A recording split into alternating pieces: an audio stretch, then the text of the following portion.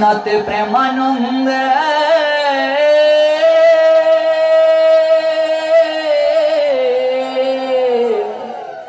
হরি হরি বল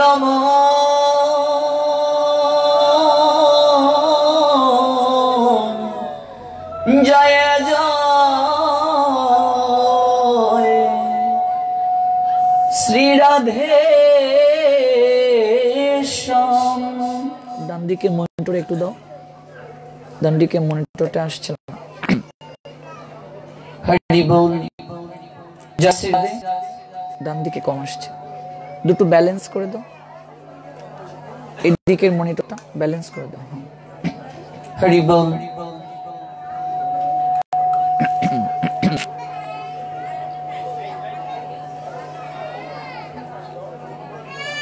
ও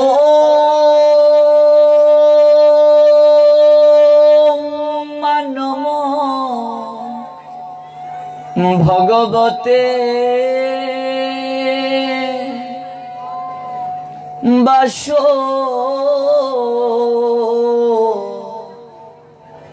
দেবায়।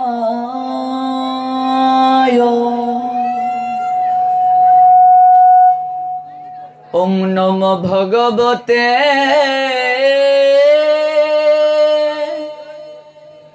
বাসো দেবায়। ওম নম ভগবতে বাসো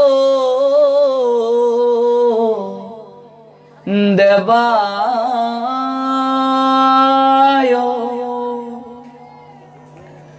সংসার দবনল লিরলুকত্রনায় করুণ্য ঘনা ঘনত্তম প্রাপ্ত সকল্যান গুণারে নবস্য বন্দে গুরশ্রী চরণার বিন্দম। নময় বিষ্ণু পাদায় রাধা প্রেষিতায় ভূতলে শ্রীমতে ভক্তি প্রপন্ন যতি স্বামিনীতি নামিনে। নমো আচার্য পদায় দৈন্যভূষণ মুকুট মনে গুরু করুণামৃতয়ে ক্ষমা দৈর্য শিরোমণে। নময় শ্রীমতে ভক্তি কুসুম শ্রমণায় বৈ বিষ্ণু পাদায় দেবায় কৃপা বেদয়ে নমো নমঃ। শ্রী গৌরী করুণামূর্তি কৃপা পূর্ণ কলেবরং শ্রী ভক্তি কুসুমং বন্দে রাধা কুঞ্জ নিবাসিনম। নময় বিষ্ণু পাদায় কৃষ্ণ প্রেষিতায় ভূতলে শ্রীমতে ভক্তি সিদ্ধান্ত সরস্বতী নামিনে বন্দে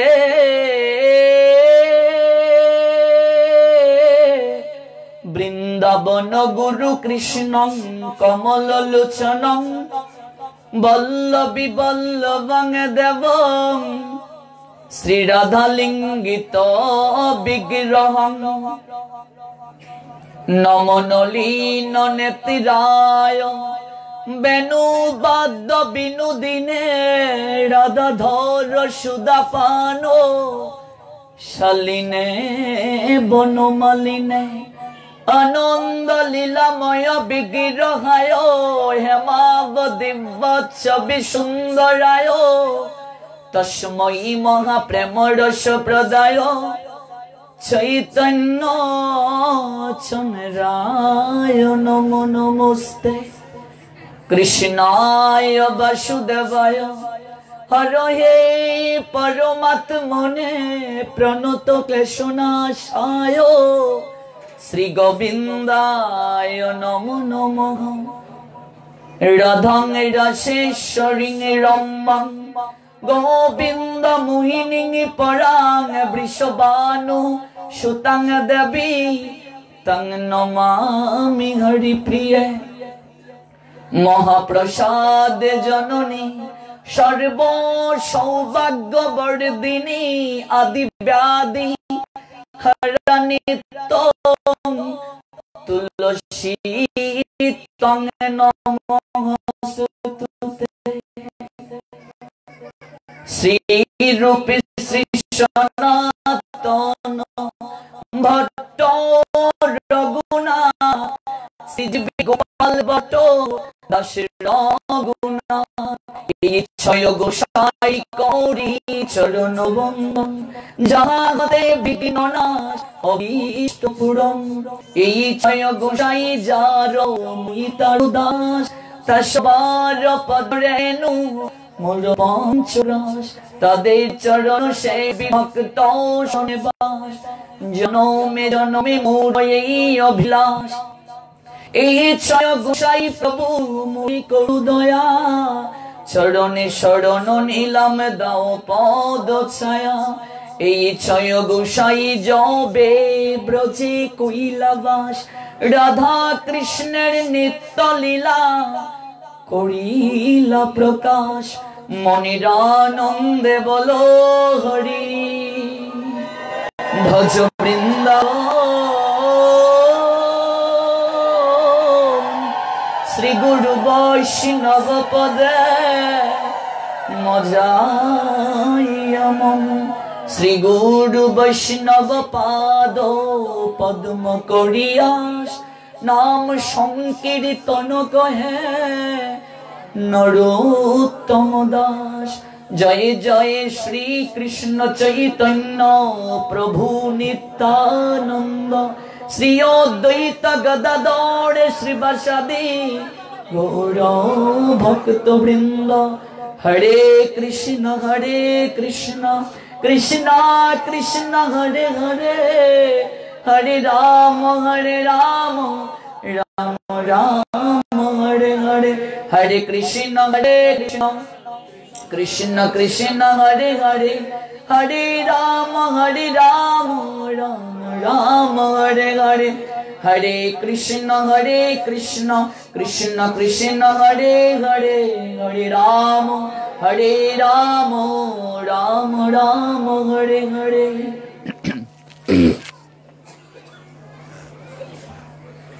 समवेत अमृत पिपासु भक्तमंडली सप्ताहव्यापी परमेश्वर भगवान श्री कृष्णेर मुखनिसृत बाणी श्रीमद् भगवत गीता तारी आंगिके यत्किंचित अमृत कथा आस्वादनेर आजकेर एई अप्राकृत मिलन मेलाते जारा परम वैष्णवी श्री श्री दुर्गा मातार मंदिर प्रांगणे उपवेशित हयेछेन आपनादेर प्रत्येकेर रातुल रांगाचरणे आमी अबाचन वैष्णव ज्ञाने दंडवत प्रणाम निवेदन करछि दंडवत प्रणाम निवेदन करछि आंतर्जातिक कृष्ण भावनामृत संघ इस्कन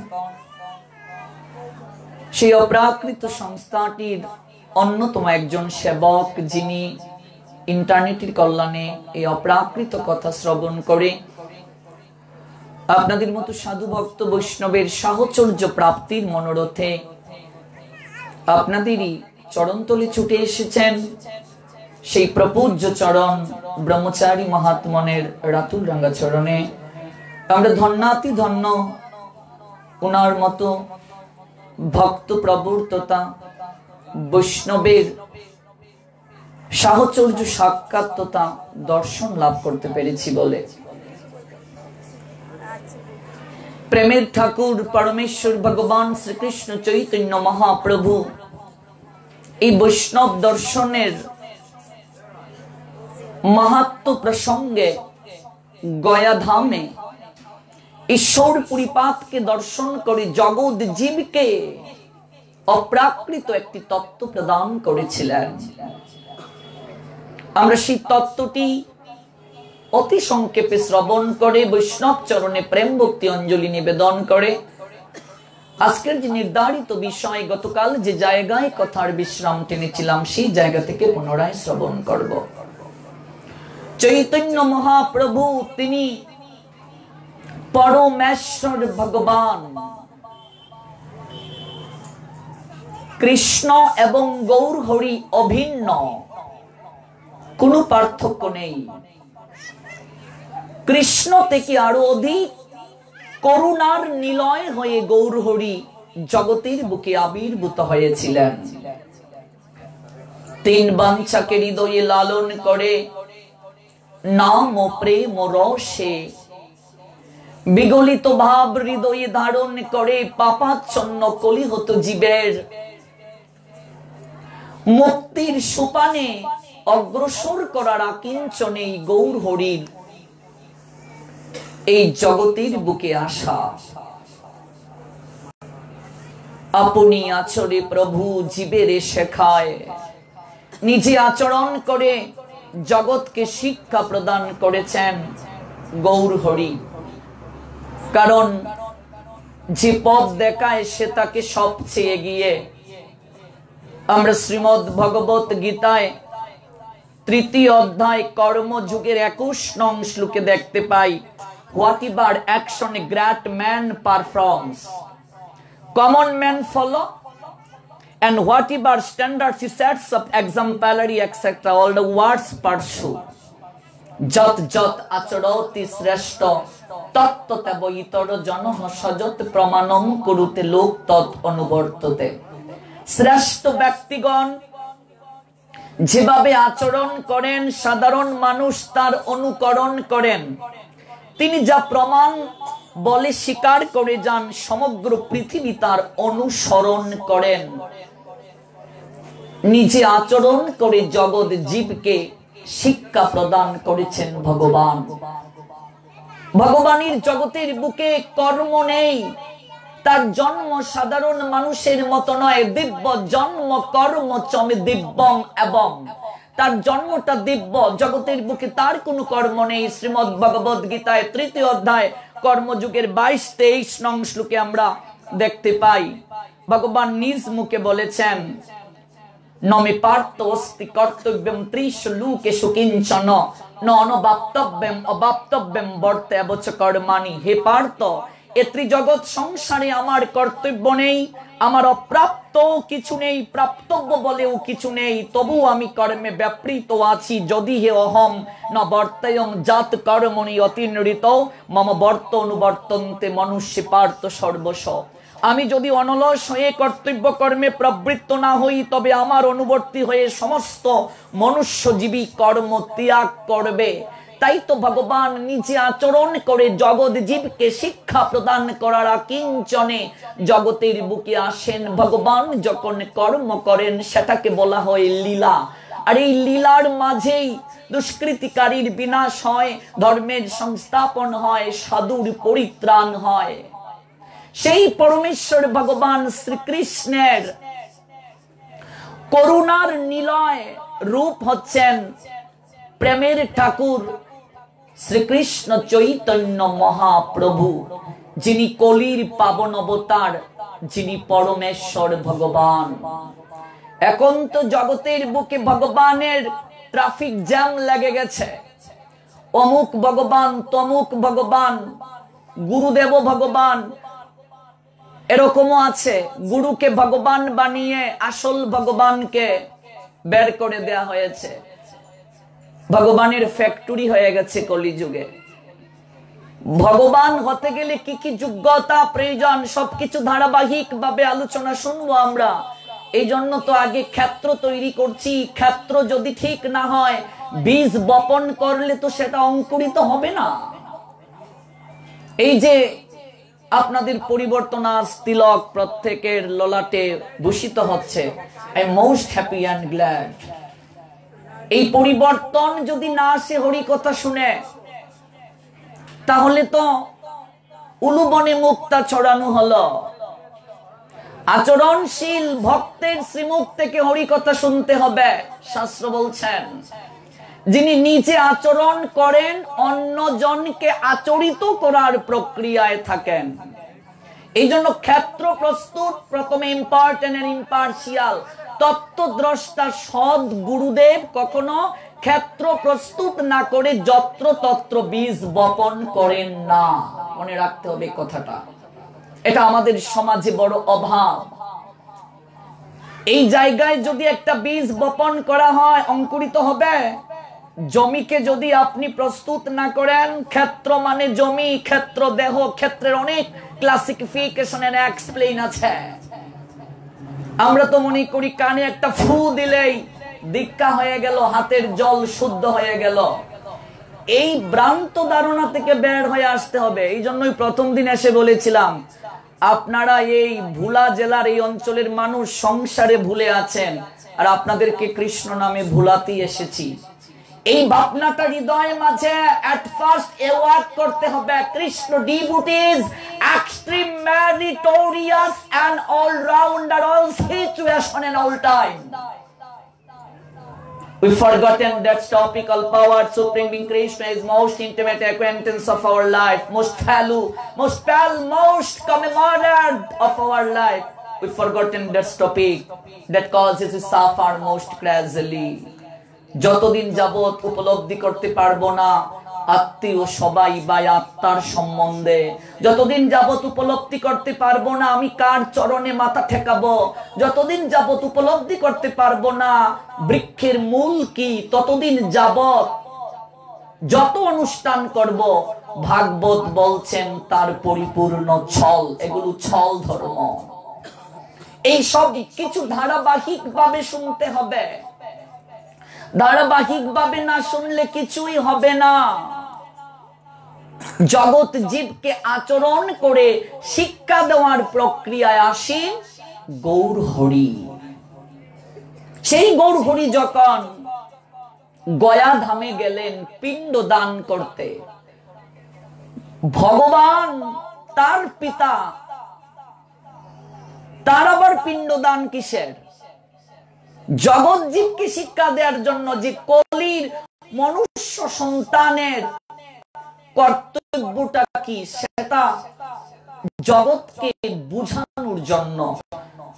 চৈতন্য মহাপ্রভুর লীলাতে পিতার নাম জগন্নাথ মিশ্র, জগন্নাথ মিশ্রের বাবার নাম উপেন্দ্র মিশ্র, উপেন্দ্র মিশ্রের বাবার নাম মধু মিশ্র। তাদের পূর্বপুরুষদের নিবাস ছিল আমাদের বাংলাদেশের শ্রীহট্ট, বর্তমান সিলেট বিভাগের বর্তমানে গোলাপগঞ্জ উপজেলার আমরা দেখতে পাই ঢাকা দক্ষিণ, কিন্তু ঢাকা দক্ষিণের পূর্বে মধু মিশ্রের পূর্বপুরুষদের নিবাস ছিল বর্তমানে সিলেট জেলার ওসমানীনগর উপজেলার বড়গঙ্গা। ওই বড়গঙ্গা থেকে মধু মিশ্রের পূর্বপুরুষেরা বসতি নির্মাণ করেছিলেন ঢাকা দক্ষিণে। সেই জগন্নাথ মিশ্র দেহ রাখার পর গৌর হরি গয়া ধামে যখন গেলেন পিণ্ড দান করতে, পিণ্ড শব্দের অর্থ কি? আটার দলা। আমরা তো এটাই মনে করি পিণ্ড মানে আঠার দলা। পিণ্ড শব্দের অর্থ প্রসাদ। পিণ্ড শব্দের অর্থ বুঝতে হবে। আমরা তো মনে করি আঠার দলা। পিণ্ড শব্দের অর্থ প্রসাদ। একটু ধীরে ধীরে বলবো সমস্ত কিছু, শ্রাদ্ধ প্রক্রিয়া, পিণ্ড, এগুলো ধীরে ধীরে আমরা সমস্ত কিছু জানবো। পিণ্ড দান করতে গেলেন, সেই জায়গায় গিয়ে গৌর হরি দর্শন করলেন ঈশ্বর পুরীপাতকে। কে সেই ঈশ্বর পুরীপাত? এই গৌর লীলাতে যিনি চৈতন্য মহাপ্রভুর গুরুদেবের অভিনয় করছেন। ঈশ্বর পুরীপাদের গুরুদেব মাধবেন্দ্র পুরীপাদ, যে মাধবেন্দ্র পুরীপাদের জন্মস্থান আমার বাড়ির পাশে, বাংলাদেশের সিলেট বিভাগের বর্তমানের সুনামগঞ্জ জেলার তাহিরপুর উপজেলার উত্তর বরদল ইউনিয়নের ব্রাহ্মণগাঁও মাধবেন্দ্র পুরীপাদের আবির্ভাব স্থান আমাদের সুনামগঞ্জের লাউর পরগনায়। সেই মাধবেন্দ্র পুরীপাদ, যার জন্য স্বয়ং ভগবান ক্ষীর চুরি করে ক্ষীরচূড়া গোপীনাথ হয়েছিলেন, যে মাধবেন্দ্র পুরীপাদের জন্য গোপাল ক্রন্দন করেছিলেন। চৈতন্য চরিতামৃতে অপ্রাকৃত লীলা আছে যে মাধবেন্দ্র পুরীপাদের জন্য ভগবান গোপাল দুধ নিয়ে এসেছিলেন বাটিতে করে, স্বপ্নে দর্শন দিয়েছিলেন। সেই মাধবেন্দ্র পুরীপাদের সুযোগ্য শিষ্য ঈশ্বর পুরীপাদ, যার আবির্ভাব স্থান হচ্ছে ভারতের 24 পরগনার হালি শহরে। আমরা যাচ্ছি না বিস্তারিত, কেবলমাত্র বৈষ্ণব চরণে প্রেম ভক্তি অঞ্জলি নিবেদন করার জন্য একটু স্পর্শ করছি। সেই ঈশ্বর পুরীপাদকে দর্শন করে গৌর হরি কি বললেন দেখুন, বৈষ্ণবের মর্যাদা কোথায়, গৌর হরি কোথায় স্থান দিয়েছেন। প্রভু বলে গয়া যাত্রা সফল আমার, যতক্ষণে দেখিলাম চরণ তোমার। গৌর হরি বলছেন, এই গয়া ধামে পিণ্ডদান করতে আসা আমার সফল হয়ে গেল আপনার মতো বৈষ্ণবের চরণকে দর্শন করতে পেরে। বৈষ্ণব দর্শনের মহিমা প্রসঙ্গে প্রেম ভক্তি মহারাজ নরোত্তম দাস ঠাকুর বলছেন, দর্শনে পবিত্র করো, দর্শন মাত্রই পবিত্র। মহাজনের পদ ব্যতীত আর কোন বাড়তি পদ কীর্তন করা যাবে না। শুদ্ধ মহাজনের পদ ব্যতীত। সেই প্রেম ভক্তি মহারাজ নরোত্তম দাস ঠাকুর বৈষ্ণব চরণ বন্ধনা প্রসঙ্গে বলছেন, যাহার নিকটে গেলে পাপ দূরে যায়, এমন দয়াল প্রভু কেবা কোথায় পায়। দর্শন করার সঙ্গে সঙ্গেই পবিত্র হয়ে যায়। এর মতো পরম দয়াল জগতের বুকে আর কেউ নেই, কোথাও খুঁজে পাওয়া যাবে না। এই যে গতকাল বলেছিলাম না, মাতৃজঠরে ভগবান আমাদেরকে কি বলেছিলেন, সাধুর বেশেতে আমি ঘুরি বসে তাই, তাহারও নিকটে যাইও পাইবে আমায়। ভগবানকে কোথায় জানা যাবে, কোথায় গেলে পাওয়া যাবে? বৈষ্ণব সাধু তার মূল্যায়ন কি গৌর হরি শিক্ষা দিচ্ছেন। প্রভু বলে গয়া যাত্রা সফল আমার, যতক্ষণে দেখিলাম চরণ তোমার। তীর্থে পিণ্ড দিলে নিস্তরে পিতৃগণ, যেই যারে পিণ্ড দেয় তরে সেই জন। তীর্থে যদি পিণ্ড দান করতে যাও, যার উদ্দেশ্যে পিণ্ড দান করবে, কেবল সেই লোকটা উদ্ধার পাবে। এবং সেখানেও শুদ্ধাচার প্রয়োজন। যিনি পিণ্ড দান করাবেন তারও শুদ্ধতা প্রয়োজন। যিনি মন্ত্র উচ্চারণ করবেন ঠাকুরদা পুরোহিত মশাই, তারও শুদ্ধতা প্রয়োজন। যিনি পিণ্ড দান করবেন, অর্থাৎ আমার পিতার যদি পিণ্ড দেই আমি স্বয়ং পাত্র, আমারও শুদ্ধতা প্রয়োজন।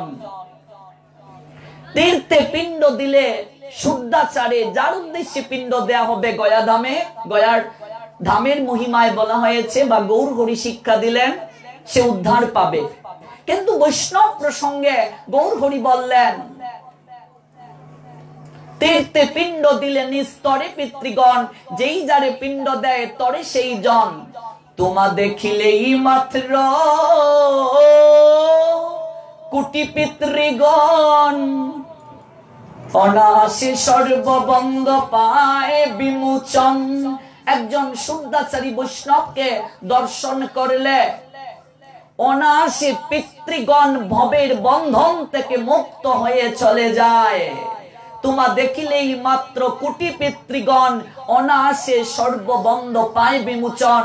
অতএব তীর্থ নহে তোমারও সমান, তীর্থেরও পরম তুমি মঙ্গল বিধান। মঙ্গল বিধান বিধান দিয়ে দিলেন গৌর হরি। একজন শুদ্ধাচারী ভক্ত, শুদ্ধাচারী বৈষ্ণব তীর্থের চেয়েও পরম পবিত্র, তীর্থের চেয়েও তিনি সর্বশ্রেষ্ঠ।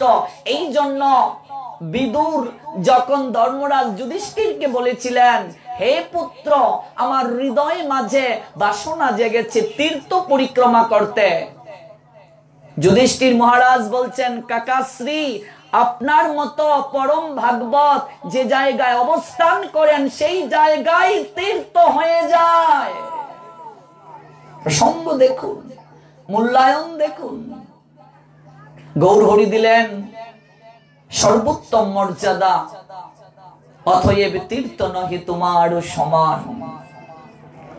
সেই বৈষ্ণবের কাছে প্রার্থনাটা কি করতে হবে আমাদের?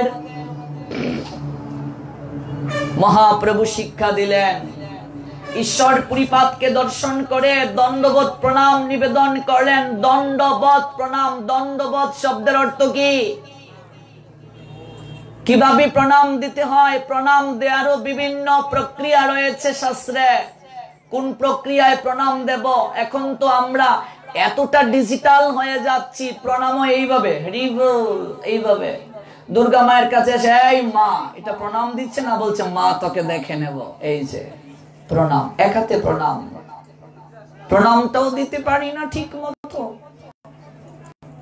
কাঠির মতো দণ্ড, এই যে দণ্ডবত, কিভাবে দণ্ড কাঠির নিয়ে শুয়ে কয়টা অঙ্গ স্পর্শ করবে সেটাও বলা হয়েছে শাস্ত্রে। দণ্ডবত প্রণাম গৌরহরি দিলেন, কারণ শাস্ত্র বলছেন বৈষ্ণব দেখিয়া যে না নুয়ায় মুন্ড, সেই মুন্ড পড়ে গিয়া নরকেরই কুণ্ড। বৈষ্ণব দর্শন করে যে প্রণাম নিবেদন করে না, বৈষ্ণব চরণে তার অপরাধ হয়ে যায়। আর বৈষ্ণব চরণে যদি কেউ অপরাধ করে, বৈষ্ণবেতে হয় যদি ক্ষুদ্র অপরাধ, কোটি কোটি ভজনেতে পড়ে যায় বাদ, ভক্তিলতা শুকিয়ে যাবে। বৈষ্ণব চরণে অপরাধ করলে, প্রেম ভক্তি মহারাজ নরোত্তম দাস ঠাকুর বললেন, হরিস্থানে অপরাধে তারে হরিনাম। হরির চরণে অপরাধ করলে মার্জনা আছে, বৈষ্ণব চরণে অপরাধ করলে মার্জনা নেই। ভাগবতে তো আমরা দেখতে পাই, অম্বরীশ মহারাজের চরণে দুর্বাসা এসে অপরাধ করলেন, কেউ তাকে রক্ষা করতে পারলো না সুদর্শন চক্রের হাত থেকে, ব্রহ্মাও নয়, মহাদেবও নয়। এমনকি বৈকুণ্ঠে ভগবান শ্রী হরির নিকটে যাওয়ার পর ভগবানও বললেন, যার নিকটে অপরাধ করেছো তার নৈকট্যে যাবে। এই সুদর্শন চক্রকে আমারও ঠেকানোর ক্ষমতা নেই, তুমি সৃষ্টি স্থিতি লয়ের কারণ, তুমিও ঠেকাতে পারবে না। দুর্বাসা তার নিজের ভুল বুঝতে পারলেন, অম্বরীশ মহারাজের নৈকট্যে এসে নিজের ভুল স্বীকার করে মার্জনা ভিক্ষা চাইলেন। বহুবিধ শাস্ত্রে প্রমাণ আছে, এই গৌর লীলাতে চাপাল গোপাল শ্রীবাসের চরণে অপরাধ করেছিল, কেউ তাকে মার্জনা করে দিতে পারেনি। যার চরণে অপরাধ করা হবে তিনি যদি মার্জনা না করেন, সেই বৈষ্ণবের নিকট চাইবটা কি? দণ্ডবোধ প্রণাম দিয়ে।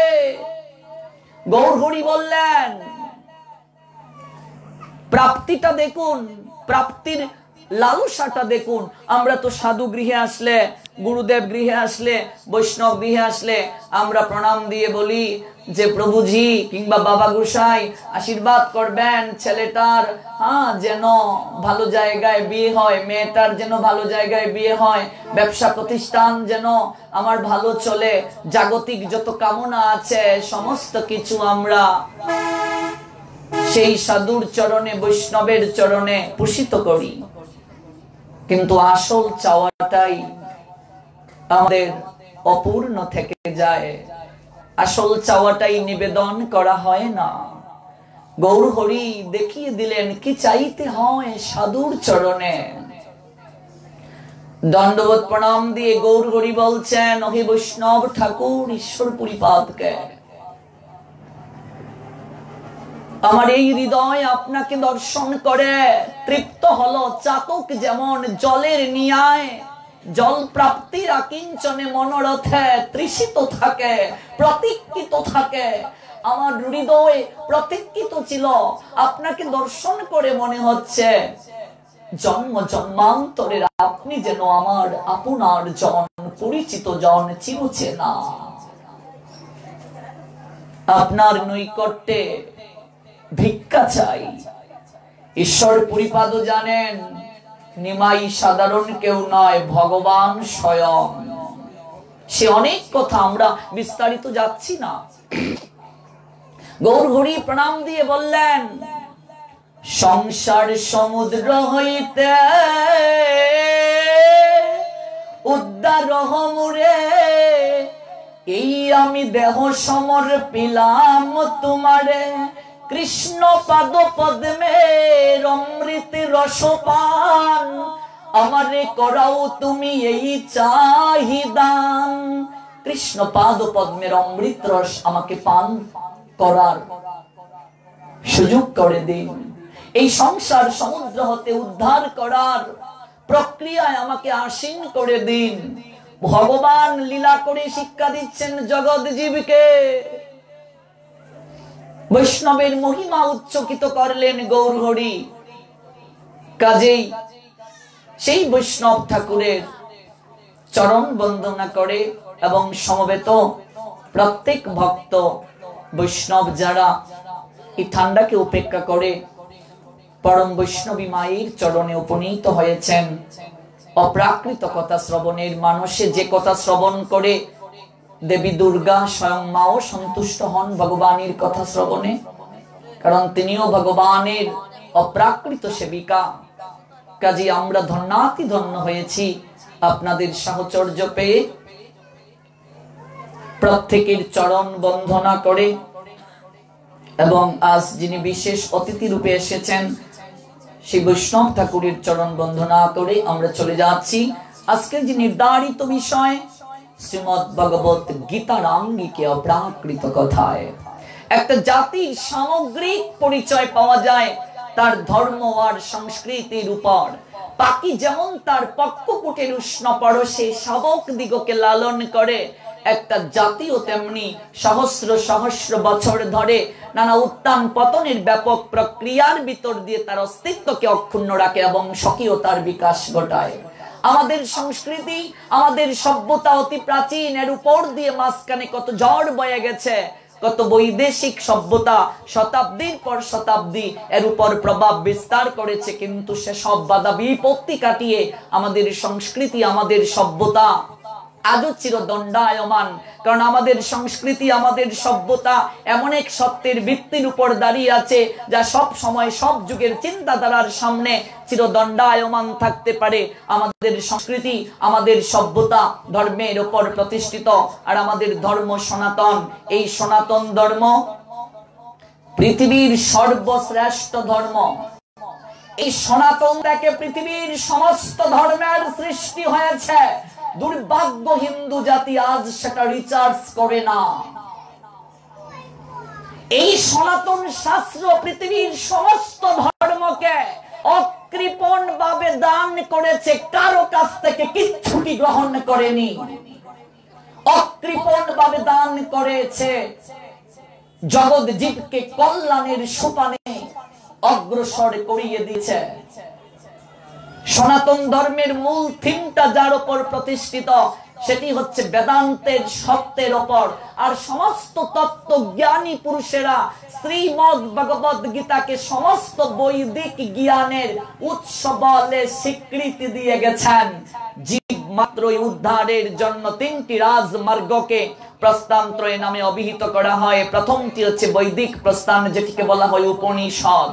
দ্বিতীয় প্রস্থানটি হচ্ছে দার্শনিক প্রস্থান, যেটিকে বলা হয় ব্রহ্মসূত্র। তৃতীয় প্রস্থানটি হচ্ছে স্মার্ত প্রস্থান, যেটিকে বলা হয় শ্রীমদ্ ভগবত গীতা। এই গীতার আগে আরো দুটি প্রস্থান নিয়ে আলোচনা করাটা আবশ্যক ছিল, নতুবা আমরা কিছুই বুঝবো না। আজকে গীতাকে যদি রিসার্চ না করা হয়, শ্রীমদ্ ভগবত গীতা যদি পাঠ না করা হয়, তাহলে সনাতনের মূল যে সত্তা, মূল যে অস্তিত্ব, সেটা বিপন্ন হয়ে যাবে। আমরা উপলব্ধি কিছুই করতে পারবো না। দুর্ভাগ্য আমাদের, আমরা ঠাকুর ঘরে গীতাকে লাল শালু এবং রুমাল দিয়ে অনেকেই বেঁধে রাখি। প্রত্যেক দিন চন্দন চর্চিত করে তুলসী পত্র দিতে দিতে গীতার উপর চট লেগে যায়, ভেতরে কি আছে খুলেই দেখি না অনেকেই। আবার অনেকে দেখবেন মরার পরে মৃতদেহের মাঝে গীতা দেয়। মরা বেটার বুকের মাঝে গীতা দিয়ে কি হবে বাবা? জীবন দশায় তিলক পড়ি না, কণ্ঠে তুলসীর মালা ধারণ করি না, একাদশী ব্রত করি না, ধুতি পরিধান করি না, হরিনাম করি না, মরার পরে মরা বেটাকে স্নান করিয়ে ধুতি পরিয়ে সর্বাঙ্গে তিলক পরিধান করিয়ে বৈষ্ণব বসনে বৈষ্ণব সাজে ভূষিত করে সজ্জিত করে সুকান্তময় অনিন্দময় তার মাধুরী মিশিয়ে ঢাক ঢুল খুল করতাল বাজিয়ে হরিনামের মহড়া করে শ্মশানে নিয়ে যাই। মরা বেটাকে ধুতি পরিয়ে কি হবে? জীবন দশায় যদি ধুতি না পরি, সেদিন পাঠে বললাম 100 জন হিন্দু ছেলেকে ধুতি দিয়ে দেখুন, 99.5 জনই ধুতি পড়তে জানে না। আমাদের বয়সী ছেলেদের কথা বাদ দেন, বাবা কাকা যেটা কালকে যারা মরবে তাদেরকেও যদি ধুতিটা পরার কথা বলা হয় অনেকেই পড়তে পারেন না। এক জায়গায় বললাম কাকা বাবু একটু ধুতিটা পরেন, কাকা বাবু বলছে জীবনে একবারই পড়েছিলাম, সেটাও ঠাকুরদা পরিয়ে দিয়েছিল বিয়ের সময়। আমি বলছি এখন আর ঠাকুরদাকে পরিয়ে দিতে হয় না, ভাগ্যিস বিয়াতে কুশিওয়ালা ধুতি কিনতে পাওয়া যায়, নইলে হিন্দুর বিয়ে করাই 12টা বেজে যেত। ধুতিটা পড়তে জানি না, মরার পরে মরা বেটাকে ধুতি পড়ায়, মরার পরে মরা বেটার কপালে তিলক, মরা বেটাকে হরিনাম শুনিয়ে শুনিয়ে শ্মশানে নিয়ে যায়। মরা বেটাকে হরিনাম শোনালে কি হবে? মরার কানে কি হরিনাম যায়? বাবার কুলে করে ছেলে যাচ্ছে, ছেলে প্রশ্ন করছে বাবাকে, ও বাবা ওরা সবাই কি করছে? ওরা সবাই হরিনাম করছে, যে লোকটা শুয়ে আছে সে কেন হরিনাম করছে না? ও কি করে হরিনাম করবে পুত্র? ও তো মরে গেছে, মরে গেলে তো আর কেউ কথা বলতে পারে না। বাবা মরে গেলে যদি হরিনাম করা না যায়, তোমাকে তো একদিনও হরিনাম করতে দেখি নাই, তাহলে তুমিও কি মরে গেছো? আমরা জীবিত থেকে অনেকে মরার দলে, জাগ্রত থেকে গ্রন্থের দলে। এই জন্যই তো গৌর হরি জগৎ জীবকে জাগানোর জন্য আসলেন আর আমাদের বাসবুস জানালেন, জীব জাগো জীব জাগো গুড়া চাঁদ বলে, কত নিদ্রা যাও মায়া পিশাচির কুলে, আর কত ঘুমাবে, অন্তত একটু জাগো, একটু জাগার প্রয়াসী হও। ঘুমিয়ে আছি আমরা, ওই ঘুমন্ত অবস্থা থেকে জাগ্রত প্রয়োজন। আজকে হিন্দু সমাজে একটা কম্পন প্রয়োজন, কম্পনটার বড় অভাব। ওই কম্পনটা যতদিন পর্যন্ত হিন্দুদের মাঝে দেওয়া যাবে না, ততদিন যাবত হিন্দুর ঘুম কখনো ভাঙবে না। পার্শ্ববর্তী ধর্মের দিকে তাকিয়ে দেখুন, ধার্মিক মুসলমানেরা তাদের মাঝে ঐক্যতা আছে, তাদের মাঝে একতার সুপানটা সুদৃঢ়।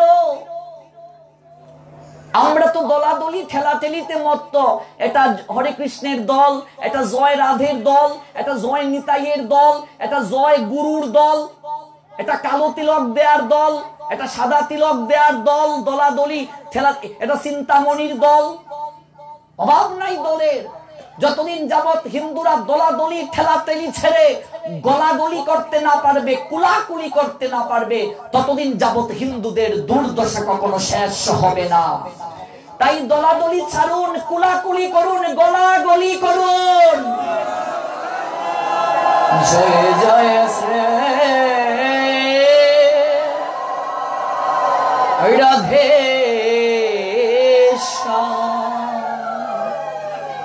এই যে একতার অভাব, এই একতার বড় অভাব আমাদের মাঝে। হিন্দুদের অবস্থানটা ঠিক এই রকম, একটা নৌকার মাঝে 4টা বন্ধু যাচ্ছে, একটা সামনে একটা পিছনে, মাঝখানে 2টা। পিছনে যে বন্ধুটা বসে নৌকা চালনা করছে, তার এদিকে নৌকা একটু ফুটু হয়ে গেছে, আর ফুটু হয়ে যাওয়ার কারণে জল উঠছে নৌকার মাঝে। সামনের যে 3টা বন্ধু আছে সে বলছে ভাগ্যিস রে আমাদের এইদিকে নৌকাটা ফুটু হয় নাই। আরে বুকা, আমাদের সিলেট অঞ্চলের ভাষায় বলে ব্যাককল। আরে ব্যাককল, তোর এদিকে যে ফুটু হয় নাই, যেদিকেই নৌকা ফুটু হোক, জল তো নৌকার ভিতরে ঢুকবে আর তুইও তো মরবে। আমরা বলি আমাদের অঞ্চলে ভালো, আমরা ভালো আছি। নিজের অস্তিত্ব যদি না থেকে থাকে, হিন্দুরা ইঁদুরের মতো পালিয়ে যাওয়ার অভ্যাস করতে শুরু করেছে। যতদিন যাবত ওই পালিয়ে যাওয়ার অভ্যাস ত্যাগ করতে পারবে না, যতদিন যাবত নিজের স্বাধিকারের জন্য লড়তে পারবে না, ততদিন যাবত তাদের মাঝে পরিবর্তন আসবে না। আমরা অমৃত সন্তান, আমাদের মাঝে সিংহের মতো গর্জন করার প্রবৃত্তি আছে। দুর্ভাগ্য ভেড়ার দলের সঙ্গে মিশতে মিশতে সিংহের গর্জন বলে ভ্যা ভ্যা করতে শিখেছি। আমরা ঘাস খেতে শিখেছি, নিজের খাদ্যকে ভুলে অখাদ্য কুখাদ্য গ্রহণ করে নিজের প্রবৃত্তিকে নষ্ট করে আমরা আমাদের নিজের স্বাধিকার, নিজের অস্তিত্ব সমূলে বিনাশ করতে আমরা প্রবৃত্ত হয়েছি।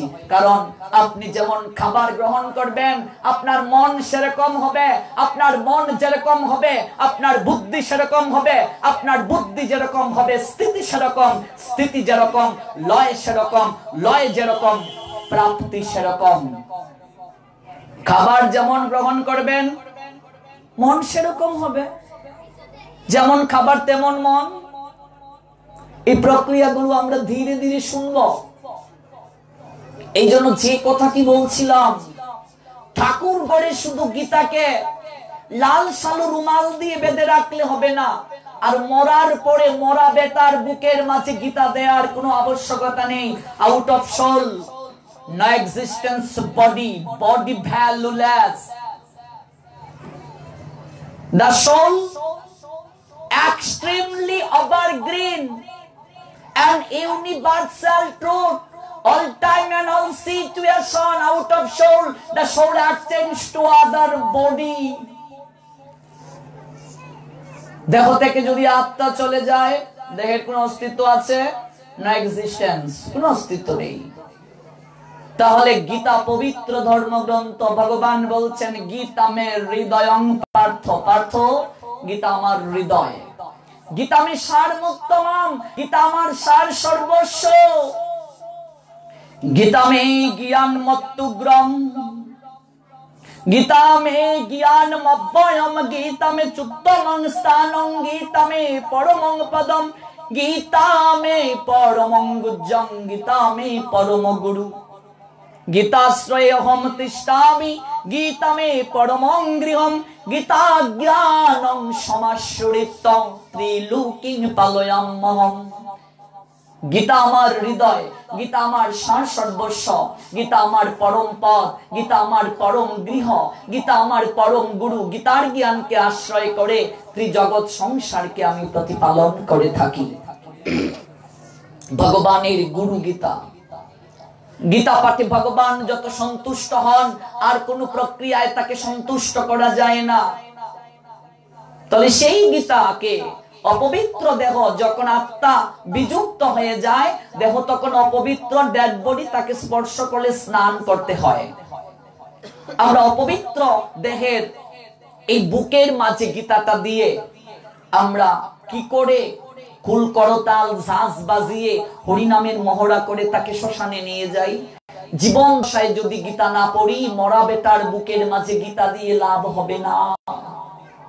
জীবন দশায় যদি সদাচার জীবন পালন না করি, জীবন দশায় যদি হরি কথা, হরি নাম, কৃষ্ণ অনুশীলন না করি, মরার পরে মরা বেটাকে শ্রাদ্ধ বাসরে গীতা পাঠ শুনিয়ে কি হবে? যদি জীবন দশায় এগুলো অভ্যাস না করি। এই জন্য ঠাকুর ঘরে লাল সালু রুমাল দিয়ে বেঁধে রাখলে শুধু গীতাকে হবে না। যারা স্টুডেন্ট আছেন তাদেরকে বলছি, গীতাকে পড়ার টেবিলে রাখেন। প্রতিদিন নিজের পাঠ্য পুস্তকের পড়া শুরু করার আগে একটু পড়ে নেবেন।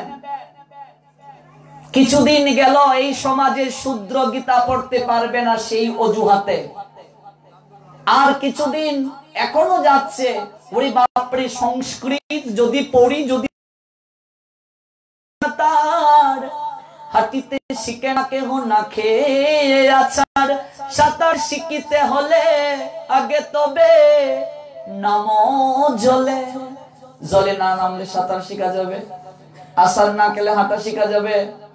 তাহলে ভুল হতে হতেই তো শুদ্ধের উৎপত্তি। আপনি যদি নাই পড়েন আপনি শিখবেন কি করে? এই জন্য সংস্কৃত ভুল হবে এই অজুহাত দিয়ে গীতা থেকে সরিয়ে নেওয়ার যে প্রক্রিয়া, এই প্রক্রিয়া থেকে বের হয়ে এসে এই গীতাকে পড়ার টেবিলে রাখতে হবে যারা স্টুডেন্টস আছেন, এবং প্রতিদিন এক অধ্যায় হলেও গীতা পড়তে হবে। যাদের অক্ষর জ্ঞান আছে তাদের তো কোনো ক্ষমা নেই। ভগবান যদি আপনাকে প্রশ্ন করেন, তোকে যে পাণ্ডিত্য দিলাম, অক্ষর জ্ঞান দিলাম, পড়তে পারিস, আমাকে সন্তুষ্টি বিধানের জন্য কি করলি, পড়েছিস কি? কি উত্তর দেব আমরা বাবা? এই জন্য ঠাকুর ঘরে গীতাকে স্থাপিত করে রাখার কোনো আবশ্যকতা হতে পারে না যদি আমরা না পড়ি। আপনি সংস্কৃত পারেন না, বাংলা অনুবাদটাই পড়ুন। আজকে গীতাকে যদি কেউ সুষ্ঠুভাবে গুরু আনুগত্যে, সদ্গুরুদেবের আনুগত্যে, পরম্পরায় অধ্যয়ন করত, জগতের বুকে এপার ওপার, পদ্মার ওপার, মেঘনার ওপার এত নকল ভগবানের আখড়া হতো না, ট্রাফিক জ্যাম লাগতো না, ভগবানের ফ্যাক্টরি হতো না, এত অপসংস্কারে ভুলে থাকতাম না আমরা। আমাদের মাঝে সংস্কার আসতো, আমাদের মাঝে শুদ্ধতা আসতো, কারণ একমাত্র গ্রন্থ যে গ্রন্থে ভগবান স্বয়ং কথা বলেছেন, একমাত্র গ্রন্থ যে গ্রন্থে ভগবান আমাদেরকে নির্দেশনা প্রদান করেছেন। পড়তে হবে, প্রতিদিন পড়তে হবে। এই জন্য যে একেবারে ধুতি পরে স্নান করে আসন পেতে গীতা পড়তে হবে এমন কোনো কথা নেই। আপনি দাঁড়িয়ে দাঁড়িয়েই পড়েন।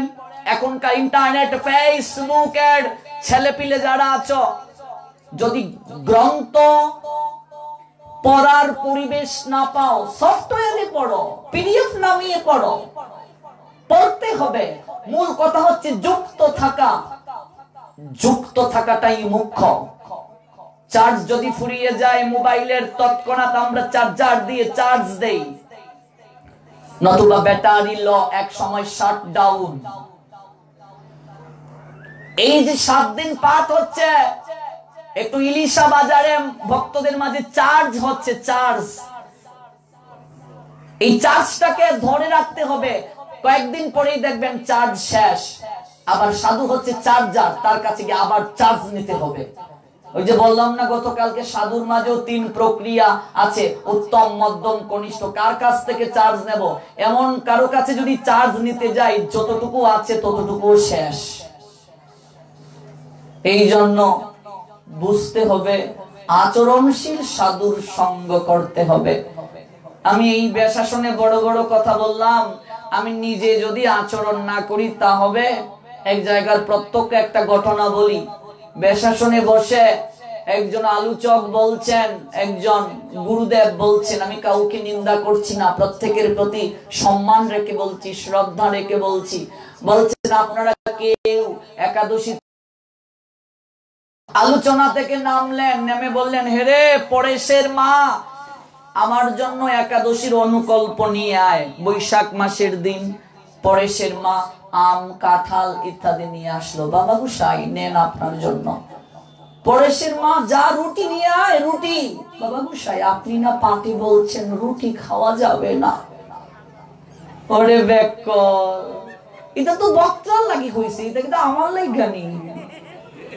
আমি তো সপ্তাহে খাইব রোহিতাস্য, কাতলাস্য, ইলিশ, এগুলোর সঙ্গে বেগুন দিয়ে খেলে নিরামিষ, সব চলবে আমার। এরকম হলে হবে না যে চার্জ আছে এটাও শেষ। চালাক হতে হবে। Krishna devotees, extreme allrounder and meritorious. চালাক হতে হবে আমাকে। গতকাল বললাম না, কত রাবণ বেশধারী সাধু আসবে। তাহলে কি তিনি সাধু? রাবণ তো বেশ ধরে এসেছিল। সাধুকে চোখ দ্বারা চেনা যাবে না। ভাগবত বলছেন সাধুকে চিনতে হবে কর্ণ দ্বারা। এগুলো ধারাবাহিক ভাবে বলবো, নতুবা একটু অ্যান্টিবায়োটিক বেশি হয়ে যাবে। যে কথাটা বলছিলাম সেই প্রসঙ্গে যাচ্ছি। ঠাকুর গড়ে শুধু গীতা স্থাপিত করে রাখলে হবে না, এটাকে বের করে নিয়ে আসুন। আজকে বিশ্বের যে দেশগুলো এই পাশ্চাত্যের অপসংস্কৃতিকে হৃদয়ে লালন করে চলত এবং যারা ইন্দ্রিয় তর্পণের নেশায় মশগুল ছিল, সমগ্র বিশ্ব আজ এই সনাতন ধর্মকে নিয়ে রিচার্জ করার প্রক্রিয়ায় আসীন। শ্রীমদ্ ভগবত গীতার আদর্শকে হৃদয়ে লালন করার চেষ্টা করছে তারা। নেলসন ম্যান্ডেলা বর্ণবাদের বিরুদ্ধে তিনি স্ট্রাগল করেছিলেন। তৎকালীন সময়ে কালো বর্ণের যারা, তাদেরকে কুকুরের মতো দাম দেয়া হতো না, বহুবার কারাবরণ করেছিলেন নেলসন ম্যান্ডেলা। অথচ আমাদের গীতার আন্দোলনের কারণে সার্চ করে দেখুন ইউটিউবে, আজকে কালো বর্ণ শ্বেত বর্ণের মাঝে বিয়ে হচ্ছে, হচ্ছে না? হচ্ছে। কিসের মাধ্যমে? এই তত্ত্ব, এই থিওরি কোথায় পেল? একমাত্র গীতাতে। এই থিওরিটাকে এক্সপ্লেইন করার কারণে নেলসন ম্যান্ডেলা এতদিন আন্দোলন করে সফল হতে পারেননি, কিন্তু সনাতন পেরেছে গীতার আদর্শের দ্বারা।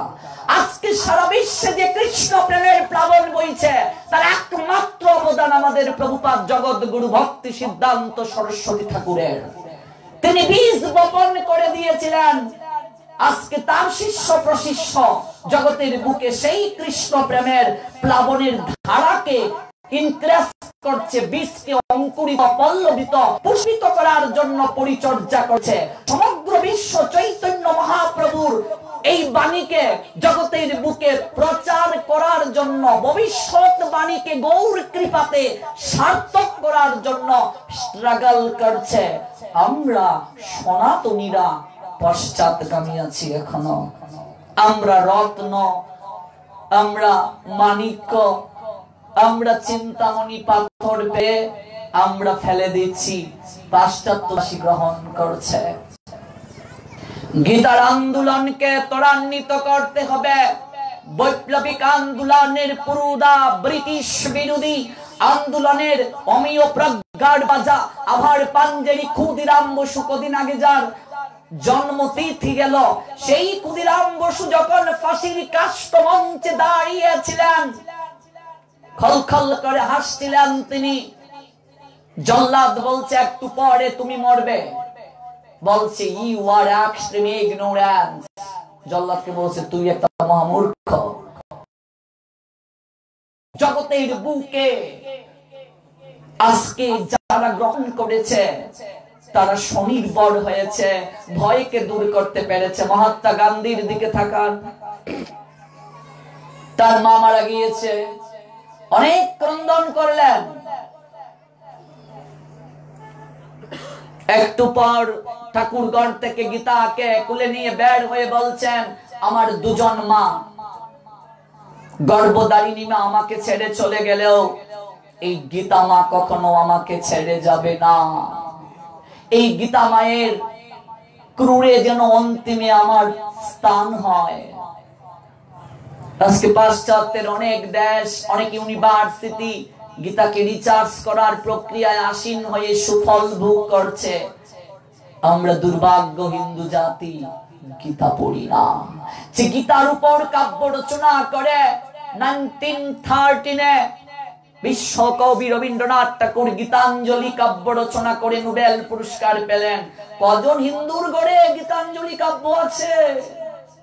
আমরা মূল্যায়ন করতে জানলাম না, যে কারণে ঋষি কবি রবি ঠাকুর বলছিলেন অলস দেহ ক্লিষ্ট গতি। বাঙালিকে বলেছিলেন অলস দেহ ক্লিষ্ট গতি, গৃহের প্রতি টান, আর বুতাম আটা জামার নিচে শান্তিতে শয়ান। বাঙালি অলস, দেখবেন গৃহের প্রতি টান, ওরা বের হতে চায় না। এই আপনাদেরই এই দক্ষিণবঙ্গের সন্তান সে বাংলাকে ফজলুল হক, তাই তো? এই ছোট্ট বেলায় যখন স্নান করতেন, কুমিরের ভয়ে মা বলতেন কুমির ধরবে, উনি বলতেন কুমির আমাকে ধরবে না, আমি কুমিরকে দেশ থেকে তাড়াবো। আর এই বাঙালি আমরা অলস দেহ ক্লিষ্ট গতি, গৃহের প্রতি টান, গৃহের প্রতি আমাদের সবচেয়ে টান বেশি। আর দেখবেন বাঙালি বুটা মাথা জামার নিচে শান্তিতে শয়ান। দেখবেন জামা কাপড় সোয়েটার পরে, সোয়েটার পরে, ব্লেজার পরে ঘুম ঘুম, সবকিছু পরে আমরা কাপড় চোপড় পরে সবকিছু ঘুমিয়ে থাকি। অলস দেহ ক্লিষ্ট গতি, গৃহের প্রতি টান, বুতা মাথা জামার নিচে শান্তিতে শয়ান। কবিগুরু রবীন্দ্রনাথ ঠাকুর বলছিলেন। আজকে গীতাঞ্জলির প্রত্যেকটা কবিতা এক একটা প্রার্থনা। যেহেতু আমি বাংলা সাহিত্যের উপরে গ্রাজুয়েশন মাস্টার্স করেছি, পিএইচডি করব, এই বাংলা সাহিত্যের উপর এক একটা কবিতা রবি ঠাকুরের that most logical and sensible, এক একটা কবিতা dedicate your heartiest dignity almighty creator Krishna. এক একটা কবিতা যেন অঞ্জলি হয়ে ঝরে পড়েছে গোবিন্দের চরণে। বিভু দেহে হৃদে বল, একাগ্র হৃদয়ে শরীরে তোমারে নিবে সুখানল। কি চমৎকার লিখেছে! এই গীতার আদর্শকে কেমন করে আপন মনের মাধুরী মিশিয়ে পংক্তিতে ফুটিয়ে তুলেছেন কবিগুরু। আমার মাথা নত করে দাও হে তোমার চরণ ধুলার তলে, সকল অহংকার হে আমার ডোবাও চোখের জলে। কি চমৎকার প্রার্থনা গোবিন্দের চরণে। আমরা গীতাকে মূল্যায়ন করতে জানছি না। প্রত্যেক দিন এক অধ্যায় হলেও গীতা পড়তে হবে, এই চেতনা এই জায়গা থেকে নিয়ে যাও মা। সংস্কৃত না পারো বাংলা অনুবাদটাই পড়ো, তাতেও মঙ্গল হবে। যারা সংস্কৃত পারেন না আর যারা মনে করছেন ভুল হবে সংস্কৃত পড়লে, তারা এই কুসংধারণা থেকে বের হয়ে আসুন। আমাদের একটা প্রবাদ আছে, বাজাইতে বাজাইতে বাইন, গাইতে গাইতে গাইন। এই জন্য হয়ে যাবে ধীরে ধীরে। কেবল যুক্ত হতে হবে ভগবানের সঙ্গে। যুক্ত থাকলে কখনো আপনি রিক্ত হবেন না। আপনি যদি থাকেন যুক্ত, কখনো হবেন না রিক্ত। রিক্ত মানে শূন্য, শূন্য হবেন না। যুক্তটাই আসল। যুক্ত খুবই ইম্পর্টেন্ট। এই শ্রীমদ্ ভগবত গীতা কোত্থেকে আসলো? গীতা, শ্রীমদ্ ভগবত গীতা, এই প্রত্যেকটা অক্ষরকে যদি ব্যাখ্যা করি তাতেও 7 দিনে শেষ হবে না। শ্রী, শ্রী দ্বারা কি বোঝানো হয়? ম দ্বারা কি বোঝানো হয়? দ দ্বারা কি বোঝানো হয়? ভ দ্বারা কি বোঝানো হয়? গ দ্বারা, ব দ্বারা, দ, গয়, দীর্ঘিকার, তয়াকার, এই প্রত্যেকটা অক্ষরের অর্থ কি? কোত্থেকে আসলো এগুলো? আমরা তো হুট করে গীতায় ঢুকে যাই। গীতার পূর্বে আগে প্রস্তুতি পর্ব আছে। এই প্রস্তুতি পর্বের কথা আমাদেরকে উপলব্ধি করা প্রয়োজন। চলুন একটু স্পর্শ করি। শ্রী, শ্রী শব্দের অনেকগুলো অর্থ রয়েছে।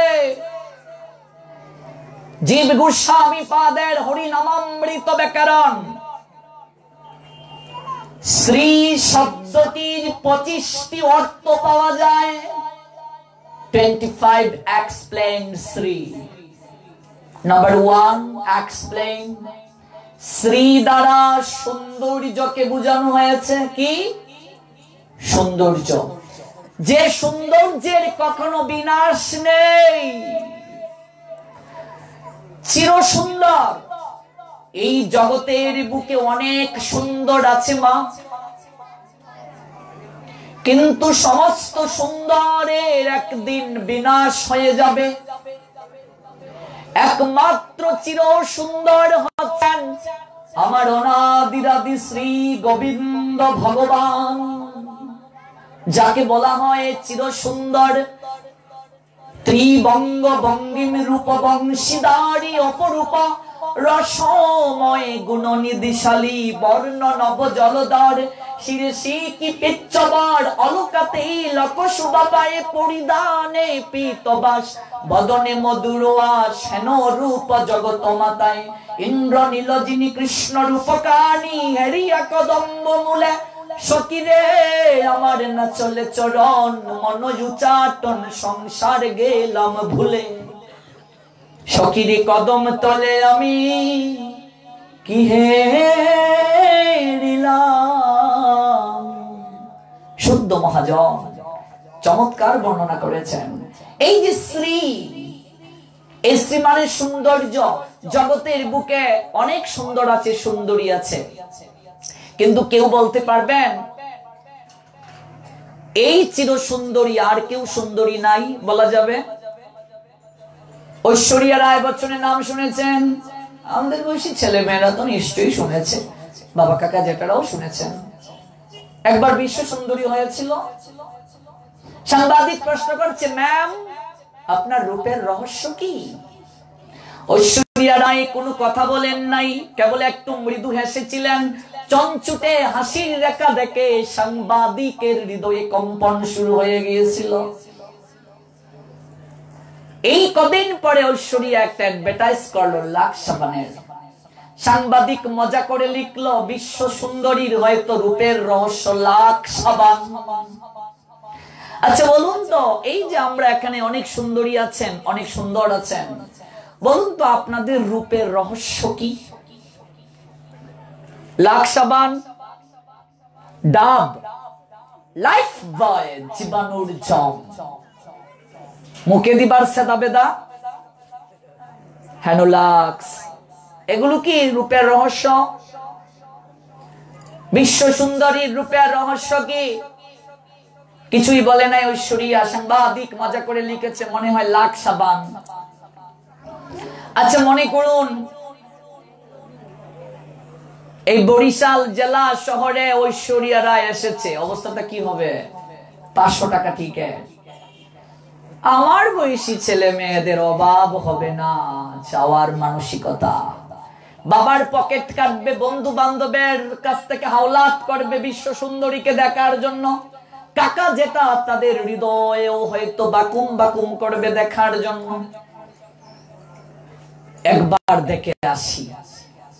যে এখানে টিকিটের ব্যবস্থা নাই হরিকথায়, হরিকথাতে আমরা সহজে লোক আনতে পারি না। ঐশ্বরী রায় যখন আসবে, এরকম অ্যাডভার্টাইজ যখন করা হবে, অভাব হবে না। আমি খুব সহজ করে বুঝাবার চেষ্টা করছি, নতুবা বাংলা হিন্দি ইংলিশ সংস্কৃত শুরু করলে আমরা অনেকে বুঝবো না। একেবারে সহজ ভাষায় বোঝানোর চেষ্টা করছি বিষয়গুলো। মনে করুন ঐশ্বরিয়া রায়ের ভেতর থেকে আত্মাটা চলে গেল, আউট অফ সোল ঐশ্বরিয়া।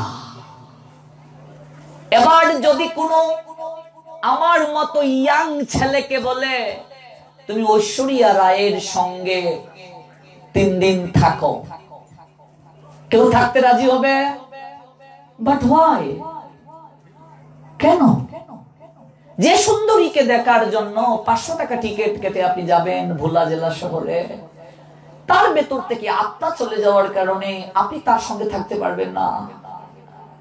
আচ্ছা আত্মা চলে যাওয়ার পর মেডিকেল সায়েন্স বলছে, জানেন কি কত ঘন্টা পরে দেহটা পচে দুর্গন্ধ বের হয়? এখন তো বিভিন্ন কেমিক্যাল দিয়েও রাখা যায়, সংরক্ষিত করা যায়। 3 দিন বলছি, 3 দিন পর অবস্থা কি হবে? পচে নিশ্চয় দুর্গন্ধ বের হবে। এবার যারা ফগো মারছেন, বাহ ফগো, ফগো মারুন, দেখুন ঐশ্বরিয়া রায়ের শরীর থেকে দুর্গন্ধ যায় কিনা। পচার দুর্গন্ধ ফগো মারলে যাবে কেন? তাহলে ঐশ্বরিয়া রায়ের রূপের রহস্য কি? পচে দুর্গন্ধ, গলিত হয়ে যাবে, সৌন্দর্য নষ্ট হয়ে যাবে। তাহলে ঐশ্বরিয়া রায়ের রূপের রহস্য কি? আত্মা। Extreme thank you so much, তিনি আনসার দিয়েছেন। আত্মা, আত্মা হচ্ছে রূপের রহস্য। The soul is extreme mitochondria and source of energy here. রূপের রহস্য আত্মা। আত্মা শুধু ঐশ্বরিয়া রায়ের রূপের রহস্য নয়, আপনারও রূপের রহস্য, আমারও রূপের রহস্য। আত্মা আছে বলেই আমরা কথা বলতে পারছি, আত্মা আছে বলেই আমরা চলতে পারছি, আত্মা আছে বলেই আমরা এই অনুষ্ঠানে যোগদান করতে পেরেছি। আত্মা যদি দেহ থেকে চলে যায়, বলো হরি হরি বল। ধার্মিক মুসলমানেরা কেউ মারা গেলে কি বলে? ইন্না লিল্লাহি ওয়া ইন্না ইলাইহি রাজিউন। হিন্দু মারা গেলে মৃত্যু সংবাদ শুনলে কি বলতে হয়? দিব্যান লুকান সগচ্ছতু। গুটি কয়েকজন আমরা জানি, অনেকেই সেটা জানি না, জানতে হবে। জন্ম সংবাদ শুনলে কি বলতে হয়? মৃত্যু সংবাদ শুনলে কি বলতে হয়? কোন কাজ শুরু করার পূর্বে কি দিয়ে শুরু করতে হয়? প্রত্যেক বিষয় আছে আমাদের বৈদিক সংস্কৃতিতে।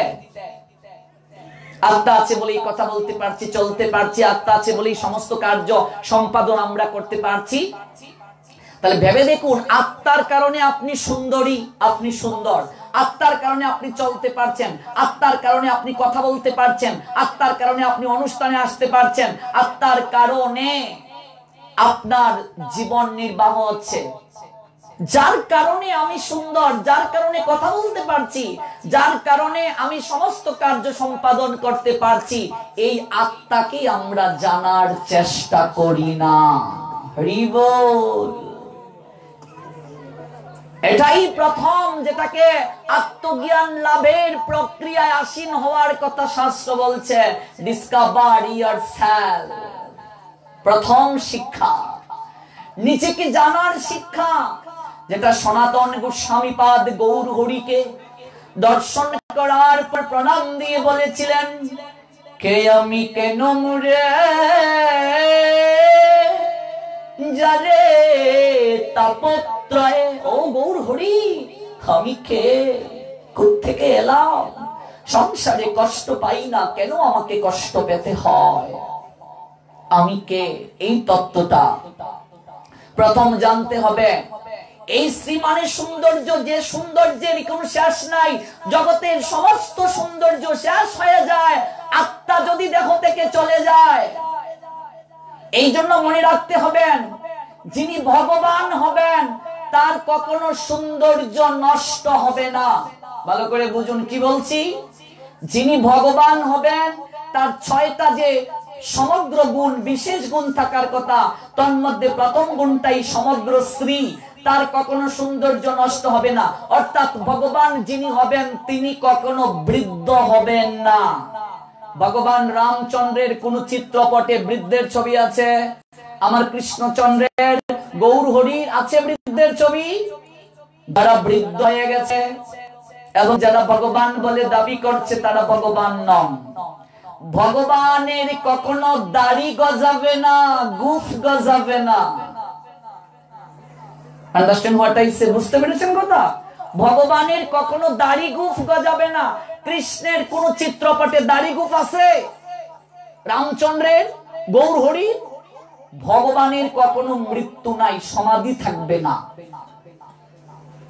ভগবানের জন্ম সাধারণ মানুষের মতো জন্ম নয়।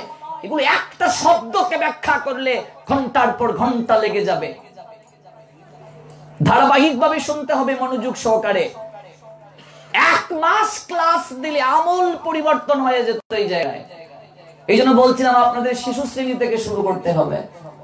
যে সে পরিস্থিতি আমরা পরিবেশ এখানে দেখলাম, শিশু শ্রেণীতে ভর্তি হওয়ার জন্য আগে কোয়ালিফিকেশন অর্জন করতে হবে। কথায় কষ্ট নিয়েন না, কিন্তু আপনাদের মাঝে শ্রদ্ধা আছে, আমার খুব ভালো লেগেছে সেটা। আপনাদের মাঝে পরিবর্তনের ইচ্ছে আছে, এটা খুব ভালো লেগেছে আপনাদের কাছে এসে। এবং অতীব সৌভাগ্য আপনাদের সাহচর্য পাওয়াটা। এই যে একদিনে তিলক পরিবর্তন হয়ে গেল, সবার কপালে তিলক, তিলক বিহীন কপাল শ্মশান সদৃশ। হরি বল। গৌর হরির শিক্ষা সমগ্র শ্রী। এই সমগ্র শ্রী কেবলমাত্র আমার পরমেশ্বর ভগবান কৃষ্ণের মাঝে আছে। আর এই শিক্ষাটা কে প্রদান করেন? শ্রীমদ ভগবত গীতা। এই জন্য গীতা, যার পূর্ণ নাম শ্রীমদ ভগবত গীতা, এই শ্রী দ্বারা সৌন্দর্য অর্থাৎ সমগ্র সৌন্দর্যকে ইঙ্গিত করা হয়েছে।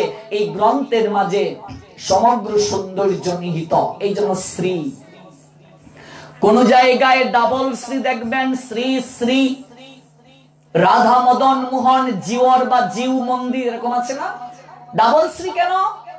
সমাহার অর্থে। যারা ব্যাকরণের স্টুডেন্ট আছেন, বহু বাচ্চা, সমাহার অর্থাৎ শ্রী মানে সৌন্দর্য, শ্রী মানে বৈরাগ্য, শ্রী মানে ভক্তি, শ্রী মানে মুক্তি, শ্রী মানে বিত্ত, শ্রী মানে বৈভব, শ্রী মানে জ্ঞান, শ্রী মানে লক্ষ্মী।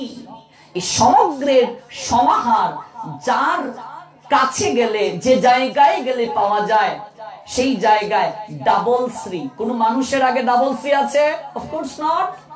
জিউ, what means that word? জিউ শব্দের অর্থ প্রাণ।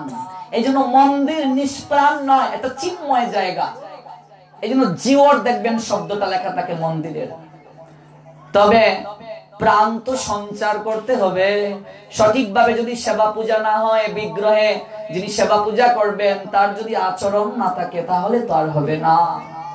আচরণটা মুখ্য, শুনলে হবে না। আমার প্রপূজ্য চরণ গুরু মহারাজ বলেন, তুমি কয়টা গীতা পাঠের আসরে গেলে সেটা বড় কথা নয়, তোমার জীবনে গীতা পাঠ থেকে কয়টা কথা নিজের জীবনে আচরণে আনতে পেরেছো সেটাই বড় কথা। পরিবর্তন কতটুকু করতে পারলে। শ্রীমানের সৌন্দর্য, যে সৌন্দর্যের কোনো বিনাশ নেই। এই জগতে কোন মনুষ্য জীব কখনো চির সৌন্দর্যের অধিকারী হতে পারে না। তার সৌন্দর্য এক সময় নষ্ট হয়ে যাবে, তার শ্রী নষ্ট হয়ে যাবে আত্মা চলে যাওয়ার কারণে। শাস্ত্র বলছেন এই দেহটা কাপড়ের ন্যায়। শ্রীমদ ভগবদ গীতা 2য় অধ্যায় সাংখ্য যোগ 22 নং শ্লোক, বাসংসি জীর্ণানি যত বিহায় নবানি গৃহ্ণাতি নরপরাণি তথা শরীরানি বিহায় জীর্ণানি অন্নানি সঞ্জাতি নবানি দেহি। দেহটা কাপড়ের ন্যায়। মানুষ যেমন জীর্ণ বস্ত্র পরিত্যাগ করে নতুন বস্ত্র পরিধান করে, আত্মাও তেমনি জীর্ণ শরীর ত্যাগ করে নতুন একটা শরীর ধারণ করে। দেহ মানে বস্ত্র কিংবা কাপড়ের ন্যায়। এই যে রাসলীলা কদিন আগে গেল, তার আগের যে লীলাটা বস্ত্র হরণ লীলা, এই বস্ত্র হরণ লীলা নিয়ে বিশেষ করে আমাদের বয়সী ছেলে মেয়েরা যারা কলেজ ইউনিভার্সিটিতে পড়ে তাদেরকে বিভিন্ন প্রশ্নের সম্মুখীন হতে হয়। অনেকেই বলেন এই কথাগুলো, তোদের কৃষ্ণ কেমন তার আচরণ, কেমন তার ক্যারেক্টার, সে গোপীদের বসন হরণ করে নিল। কৃষ্ণের 16,108 জন মহিষী কি করে হয়? তারপর আরো প্রধান এত মহিষী, এগুলো রেখেও আরেকজনের সঙ্গে তার অ্যাডমায়ারিং চলে, লাভ এফিয়ার। কারণটা কি? উত্তর দিতে আমরা পারি না। 16,108 মহিষীকে বস্ত্রহরণ লীলার মাধ্যমে আজকে সমাজের বুকে আমার কৃষ্ণের চরিত্রে কালিমা লেপন করা হয়। মূর্খ যারা, তারা বুঝে না এই বস্ত্র মানে শুধু কাপড় নয় বাবা, এই বস্ত্র মানে দেহ। তাছাড়া একটা কথা মনে রাখতে হবে, কৃষ্ণ বৃন্দাবনে লীলা বিলাস করেছেন 9 বছর 8 মাস। কত বছর? 9 বছর 8 মাস। আছে কোথায়? গোপাল চম্পু গ্রন্থে। কে লিখেছেন? জীব গোস্বামী পাদ। গোস্বামীগণের গ্রন্থ ব্যতীত আর কোন গ্রন্থ থেকে রেফারেন্স দিলে হবে না, বৈদিক গ্রন্থ থাকতে হবে। গোপাল চম্পুতে জীব গোস্বামী পাদ বলছেন কৃষ্ণ বৃন্দাবনে লীলা বিলাস করেছেন 9 বছর 8 মাস। এমনকি রাস যখন হয়েছিল কৃষ্ণের বয়স ছিল 9 বছরের নিচে। কয় বছরের নিচে? 9 বছরের নিচে। রাধারানীর বয়স ছিল 7 বছরের নিচে। 7 বছরের নিচে কোন বাচ্চা যদি একে অপরকে কিস করে, এমব্রেস করে, জড়িয়ে ধরে, সমাজ কি কখনো খারাপ চোখে দেখে? No a work, no create sensible power. Our sense is most intoxicating and stimulant. Our sensible power increasing anytime it touch the adolescent girl and boy. But Krishna and Radha's year 7 and 9 তার একেবারে নিচে। No create emotionally, no create conjugally, emotionally power, sensible power controlling that is. কাজী যারা বলছেন তারা শাস্ত্র জানেন না। 7 বছরের নিচে ছিল রাধা রানীর বয়স। তাছাড়া রাধা কে, এটা অনেক জটিল তত্ত্ব। এটা ইউনিভার্সিটির ক্লাস সব জায়গায় বলার নয়, একটু স্পর্শ করছি। যিনি কৃষ্ণ তিনি রাধা। লীলারস আস্বাদিতে 2 দেহধারী, যেটা চৈতন্য চরিতামৃতে কৃষ্ণদাস কবিরাজ গোস্বামী পাদ এক লাইনে উত্তর দিয়ে দিয়েছেন। যে সকল কুলাঙ্গারের দল এই রাধা নামের চরিত্রে কালিমা লেপন করে, ভগবান কৃষ্ণের চরিত্রে কালিমা লেপন করে, রাধা গোবিন্দের প্রেমটাকে কানে রূপান্তরিত করে, তাছাড়া কিছু মূর্খদারি দেখবে সঙ্গীত শিল্পী পরিচালকেরা, এই যে কদিন আগে গান নিয়ে ট্রল হলো, দেখেছেন গান নিয়ে কি সর্বত মঙ্গল রাধে বিনোদিনী রায়। তারপর এখানেই শেষ নয়, তার একটা পদ আছে, কদম গাছে উঠতে আছে কানু হারাম জাদা জলে যাইও না গোরাই। বেয়াদবের বাচ্চা কানু হারাম জাদা।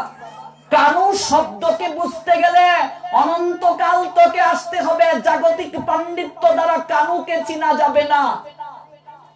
বাজার থেকে বেদ বেদান্ত গীতা ভাগবত চৈতন্য চরিতামৃত এনে পরে যদি সাধু হওয়া যেত, ভগবানকে জানা যেত। সরকার এত টাকা খরচ করে মেডিকেল কলেজ কেন গড়লো? তাহলে তো বাজার থেকে ডাক্তারি শাস্ত্র এনে আপনিও ডাক্তার হতে পারতেন, অপারেশন করতে পারতেন। তাহলে আমাদের এই ব্রহ্ম মাধব গৌড়ীয় সম্প্রদায় এই যে পরম্পরা, শুদ্ধ পরম্পরা, এই পরম্পরার ধারা কেন প্রচলন করা হলো? ভক্তি বিনোদ ঠাকুর, জগন্নাথ দাস বাবাজি, সিদ্ধ বাবা জগন্নাথ দাস বাবাজি মহারাজের চরিত্র দেখুন, তাদের কি দৈন্যতা, তাদের কি পরম্পরা, তাদের আনুগত্যশীলতা। সচ্চিদানন্দ ভক্তি বিনোদ ঠাকুর, জগৎগুরু প্রভুপাদ ভক্তি সিদ্ধান্ত সরস্বতী ঠাকুর, বৈষ্ণব শিরোমণি গৌর কিশোর দাস বাবাজি মহারাজ, এই যে ভাব দ্বারা আনুগত্যশীলতা, তাদেরকে ওভারকাম করে যাওয়া যাবে না। আজকে বিভিন্ন সিরিয়াল গুলোতে স্টার জলসা, জি বাংলা, কালার্স বাংলা, মূর্খ পরিচালকেরা ব্যবসায় বৃত্তির মনোরথে তারা তাদের নিজস্ব ভাবনায় আমাদের কৃষ্ণ রাধারানীর চরিত্রকে কালিমা লেপন করে ধর্মীয় বিভিন্ন যে সিরিয়াল গুলোকে রচনা করে রাধা গোবিন্দের লীলার নামে যৌন সুরসুরি দিচ্ছে, আর আমরা এগুলোকে ধর্ম বলে ভ্রম করছি।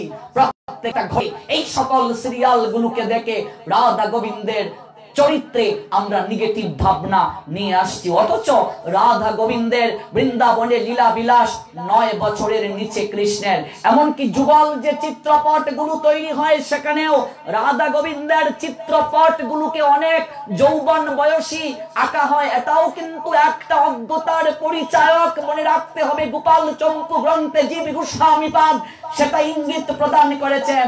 আর জীব গোস্বামীপাদ সাধারণ কেউ ছিলেন না। একই পরিবারের 3 জন সংসার ছেড়ে চলে আসলেন। রূপ সনাতন জীব, জীব গোস্বামী রূপ সনাতনের ভাইপু, ভাইয়ের ছেলে, অনুপম গোস্বামীর ছেলে। রূপার সনাতন সাধারণ কেউ ছিলেন না। হুসেন শাহের আমলে একজন প্রধানমন্ত্রী আর একজন অর্থমন্ত্রী, যোগ্যতার গুণে প্রধানমন্ত্রী অর্থমন্ত্রী, বর্তমানের মতো নয়। রূপ সনাতন সমস্ত কিছুকে ছেড়ে চলে গেলেন।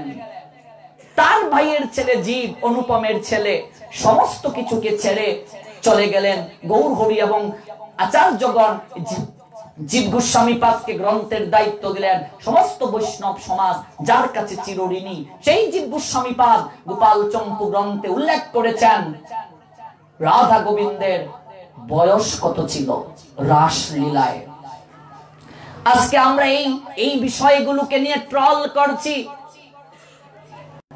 এই বিষয়গুলোকে নিয়ে আমরা নানাবিধ গান রচনা করে আনন্দ পাচ্ছি। দুর্ভাগ্য, হিন্দুরা তাদের ভগবানকে নিয়েও যদি ব্যঙ্গ করে, দেবদেবীকে নিয়েও যদি ব্যঙ্গ করে, তারা প্রতিবাদ করতে জানে না।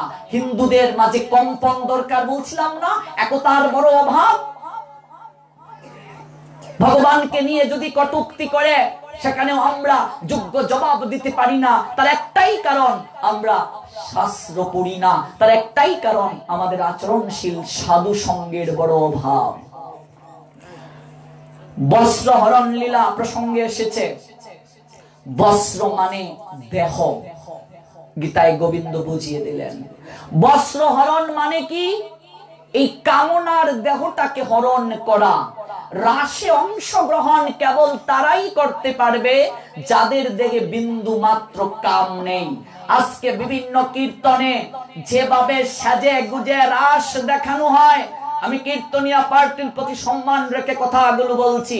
অষ্টসখী, নবসখী, ইন্টারনেট সার্চ করে দেখবে, একটা কীর্তনিয়া পার্টি বের হয়েছে ইন্ডিয়াতে, যার নাম ডিজে মহিলা পার্টি। যেভাবে এই গৌর হরির সংকীর্তনটাকে কলুষিত করছে তারা, আধুনিক ভাব ধারায়। আমাদের বয়সী ইয়াং ছেলেপিলে তারা গিয়ে কীর্তনে বসলো, শীষ দিল, উকি মেরে যদি কেউ শীষ দিয়ে যায়, বুঝেনি সে তোর ভালোবাসা চায়। বাহ, চলছে। রাস কাকে দেব? কমিটি সিদ্ধান্ত নিল, কাকে আর দেবে, ওই পার্টিটাকেই দিয়ে দাও, ইয়াং ছেলে পিলে, রাত্রিবেলা অভাব হবে না। সেজে গুজে রাস দেখালাম। রাসের চাবি কার কাছে দিয়ে গেলেন? গৌরহরি সরগোস্বামী পাদের কাছে। আমি রাস দেখাই সেজে গুজে, রাস ব্যাখ্যা করি, পা থেকে মাথা পর্যন্ত কামনার দুর্গন্ধ, শরীর থেকে বের হয়ে পড়তে পড়তে কামনা, বিপরীত লিঙ্গ দেখলে সেন্সেবল পাওয়ার ইনক্রিজিং হয়ে যায়। আমি রাস দেখানোর ক্যাপাবল অ্যাচিভ করেছি। প্রস্রাব করে জল নেই না, ল্যাট্রিন থেকে এসে স্নান করি না, আমি রাস দেখানোর যোগ্যতা অর্জন করছি। অকাদ্য কুকাদ্য গ্রহণ করি। আপনি যখন কীর্তন দেবেন, কীর্তন চলাকালীন সময়ে আয়োজনকারী ভক্ত যারা, তারা কি কেউ মাছ মাংস খাবে? কথা বলেন, খান আপনারা? যজ্ঞ হচ্ছে পারমার্থিক মঙ্গলের জন্য, যারা কীর্তন পরিবেশন করছে তারা তো মফিজ মিয়ার গড় থেকে ডিমের মামলেট, তারপর হচ্ছে সবকিছু খেয়ে দে কীর্তন করছে, শুকটানো চলে, গাজাও চলে। আপনি থাকলেন পিওর এন্ড পিসফুল, আর যার মুখে নাম শুনবেন তার মুখ থেকে গাজার গন্ধ বের হবে, তার মুখ থেকে সিগারেটের ধোঁয়া বের হবে, আর মুরগির চরণও সেবা হবে, আর পরিবর্তন হয়ে যাবে এত সহজে। কীর্তন গুরু সমাজের বুকে কি পরিবর্তন করছে? তাহলে কি কীর্তনের বিরোধী? Of course not.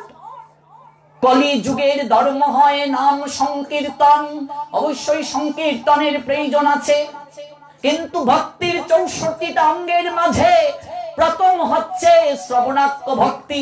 শ্রবণ করতে হবে তোমাকে ভগবানের কথা। শুদ্ধ ভক্তের শ্রীমুখ থেকে আমরা যখন শ্রবণ করব, শুদ্ধ ভক্তের কথার মাঝে পাওয়ার আছে, পাওয়ার। ভুলে চার হৃদয়ে বিদ্ধ করবে, পরিবর্তন হবেই হবে, পরিবর্তন হবে। আচরণশীল শুদ্ধ ভক্তের এটাই ক্ষমতা। এই জন্য আগে কীর্তনের আগে শ্রবণ করতে হবে। হরি কথা শ্রবণ করুন, কীর্তনের নিয়ম জানুন, গৌর হরি সম্পর্কে জানেন, তাহলে দেখবেন কীর্তনের প্রতি শ্রদ্ধা জাগবে। কীর্তন তো অবশ্যই প্রয়োজন, নাম কীর্তন, কিন্তু এই নাম কীর্তনটা সেকেন্ড স্টেপ। প্রথম হচ্ছে শ্রবণ, তারপর কীর্তন। আগে শ্রবণ করতে হবে, কীর্তনের আগে ভাগবত পাঠের ব্যবস্থা করতে হবে, শুদ্ধ ভক্তের শ্রীমুখ থেকে শোনার ব্যবস্থা করতে হবে। যত বেশি আমরা ভগবানের কথা শুনবো, হৃদয়ে মাঝে তত পরিবর্তন আসবে আমাদের।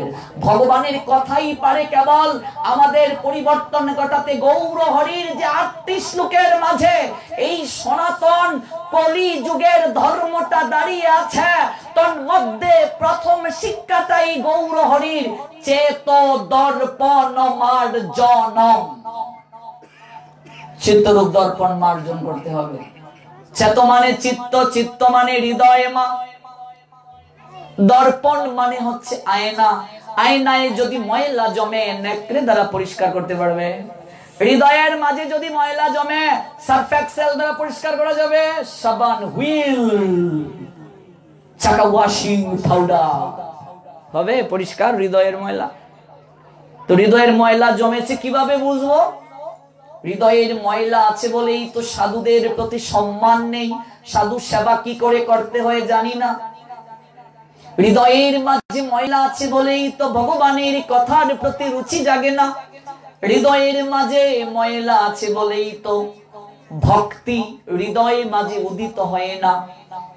এট ফার্স্ট চিত্তরূপ দর্পণটাকে মার্জন করতে হবে। কি দ্বারা মার্জন করব? গৌর হরি শিক্ষা দিলেন, নাম নামকারী বহুদা নিজ সর্বশক্তি। ভগবান তার সমস্ত শক্তি তার নামের মাঝে অর্পণ করে দিয়ে দিয়েছেন।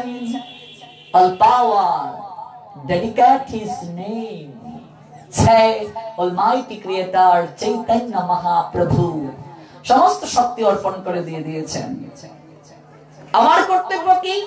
তত্র পিতা নিয়মিতা স্মরণেন কালা। কালাকালের বিচার নাই, জপ করতে হবে, স্মরণ করতে হবে, মনন করতে হবে। এই কথাগুলো জানবো যখন আমরা শুনবো বেশি করে। এই কামনা যতদিন পর্যন্ত হৃদয়ে মাঝে আঁকড়ে থাকবে ততদিন পর্যন্ত রাশে যাওয়ার অধিকার নাই। এই বিষয়টাকে বোঝানোর জন্য ভগবান কামনার বশন। তাহলে গোপীদের মাঝে কামনা ছিল? Of course not. গোপীরা সাধারণ কেউ নয়। ভগবান শিক্ষা দেওয়ার জন্য ওই দেহটাকে, মানে কামনার দেহটাকে হরণ করে সাত্বিকতার বশন পরিয়ে দিলেন রাশে যাওয়ার প্রারম্ভিক প্রস্তুতির জন্য।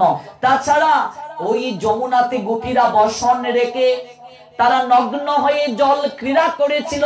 আমাদের সনাতন শাস্ত্রে আছে কখনো নগ্ন হয়ে স্নান করা যাবে না। এখন তো বাথটব হয়েছে স্নানাগার, নগ্ন হয়ে স্নান করা যাবে না। এই যমল অর্জুন উদ্ধার লীলা শুনেছেন না ভাগবত থেকে? কুবেরের দুই সন্তান মদ খেয়ে সরোবরের মাঝে নগ্ন হয়ে ক্রীড়া করেছিল। দেবর্ষি নারদ পাশ দিয়ে গেলেন, সাধুকে দেখেও যথাযোগ্য সম্মান করলো না। কৃপা আশীর্বাদ দিলেন, এটা অভিশাপ না, কৃপা করলেন।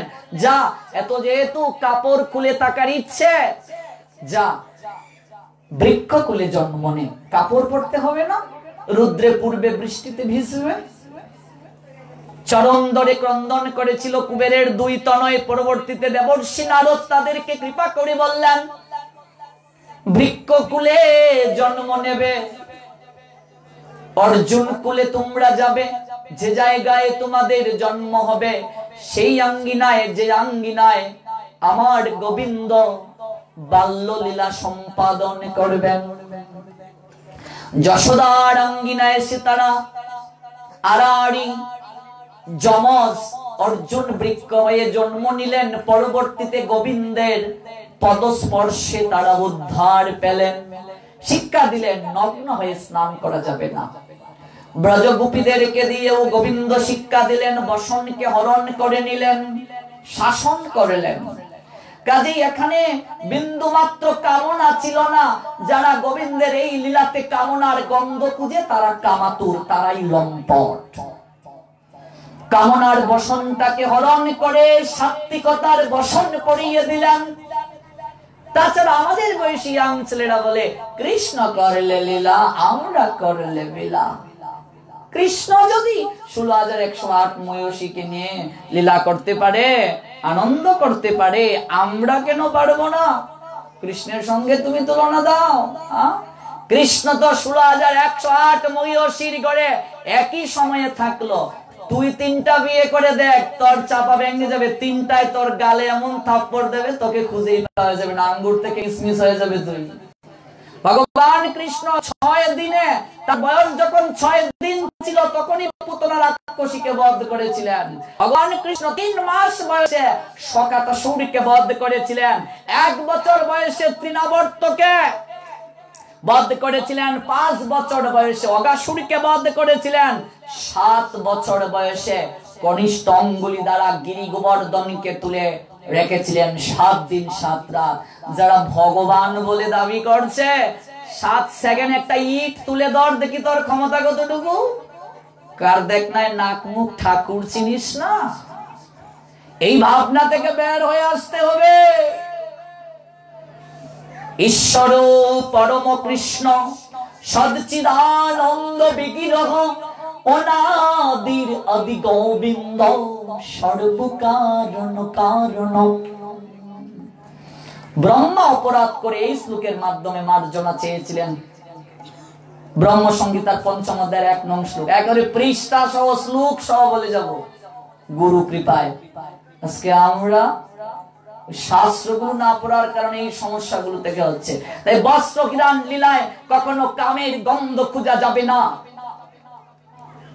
রাসলীলা কামনার বসনকে হরণ করে সাত্বিকতার বসন পরিয়ে গোবিন্দ দেখিয়ে দিলেন রাসে প্রবেশ করতে গেলে ওই কাম কামনার জগৎ থেকে তোমাকে বের হয়ে আসতে হবে। এই জন্য রাসের প্রারম্ভিক লীলাটা হচ্ছে বস্ত্রহরণ লীলা। আমরা যখন ভাগবতে প্রবেশ করে শুনবো এই লীলা কথাগুলো, তখন আমরা বুঝবো। এই তারিখে যেহেতু প্রথম এসেছি, কেবল প্রারম্ভিক কথাগুলো বলছি, অর্থাৎ পাত্র প্রস্তুতের কথাগুলো বলছি, তারপরে এই সকল লীলা কথা আমাদেরকে স্পর্শ করতে হবে। বলছিলাম শ্রীর কথা, জগতের বুকে কেবলমাত্র অনাদিরাদি শ্রী গোবিন্দ ভগবান কৃষ্ণ, তার সৌন্দর্যের বিনাশ নেই, জগতের বাকি সমস্ত সৌন্দর্য নষ্ট হয়ে যাবে। আত্মাই সেই সকল সৌন্দর্যের সোর্স অফ এনার্জি, আত্মাই সকল সৌন্দর্যের উৎস। অথচ আত্মাকে অবহেলা করে আমরা মূর্খের মতো এই জড়দেহের খাঁচাটিকে আমরা আমাদের প্রকৃত স্বরূপ বলে ভ্রম করছি। ভুলে গেছি পাখিটির জন্যই খাঁচা, খাঁচার জন্য পাখি নয়। পাখি যতদিন আছে খাঁচার মূল্য আছে, আত্মা যতদিন আছে দেহের মূল্য আছে। আত্মা দেহ থেকে চলে গেলে দেহের কোনো মূল্য নাই। তাই দেহের যেমন যত্ন নিতে হবে, আত্মারও যত্ন নিতে হবে। আত্মারও খাবার দাবার আছে, আত্মারও যত্ন আছে, আত্মাও খায়। এটা কেমন কথা? মনে করুন আপনাদের ইলিশা বাজারের এক দাদা নতুন বিয়ে করলেন। হঠাৎ করে বৌদি দাদাকে বায়না ধরেছে, অগো শুনছো, আমি ইন্টারনেটের মাধ্যমে সংবাদ পেলাম বরিশালে একটা বাণিজ্য মেলা হচ্ছে, তুমি কি আমায় নিয়ে যাবে? নতুন নতুন বৌদি দাদাকে বলছে, চলো স্পিড বোট করেই যাই। বাণিজ্য মেলা ঘুরতে ঘুরতে হঠাৎ বৌদি বলছে দাদাকে, অগো শুনছো, আমার না একটা জিনিস চয়েস লেগে গেছে। কি? ওই যে দেখো একটা খাঁচার মাঝে ময়না পাখি দেখা যাচ্ছে, এটা আমায় কিনে দেবে? দাদা বলছে, নতুন নতুন বউ বায়না ধরেছে, যদি কিনে না দেই একটা সম্মানও তো প্রশ্ন আছে। সারা জীবন বলবে, দেখেছি না মুরুটটা, নতুন নতুন তোমার সঙ্গে ঘুরতে গিয়েছিলাম, একটা বায়না ধরেছিলাম, এটাও তো দাওনি কিনে। দাদা বলছে, যা ইচ্ছে তা বায়না করো, সব কিনে দেব। এবার খাঁচা সহ পাখি কিনে দিয়ে স্পিড বোট করে ইলিশা বাজারে প্রত্যাগমন। এবার বৌদি পাখিকে যত্ন করে খাবার দাবার দেয়। ময়না পাখি কথা বলতে পারে, বুলি শেখালে। পাখিকে খাবার দাবার দেয়, যত্ন নেয়, খাঁচাকেও যত্ন নেয়। বিয়ের পর দিরাগমনে যাওয়া হয় নাই। দিরাগমন বুঝো মা? আমাদের সিলেট অঞ্চলে বলে ফেরা যাত্রা। বিয়ের পর যে আবার জামাইকে নিয়ে যেতে হয়, তো বিয়ের পর যাওয়া হয় নাই। এবার ওই বৌদির ছোট ভাই এসেছে, হেরে ছুট দি, বাবা তোকে পাঠিয়েছে যাওয়ার জন্য, তোরা দিরাগমনটা এখনো শেষ করিসনি, ঝামেলা ঝামেলা বলে বলে জামাইবুর ব্যবসার অজুহাত দিয়ে দিয়ে এই তারিখে না গেলে হবেই না। বলছে, যাবো তো ঠিকই রে, আমি একটা কথা ভাবছি। কি ভাবছস? আমার এত স্বাদের ময়না পাখি কোথায় রেখে যাই? এমন সময় এই বৌদির বড় যা বুঝো,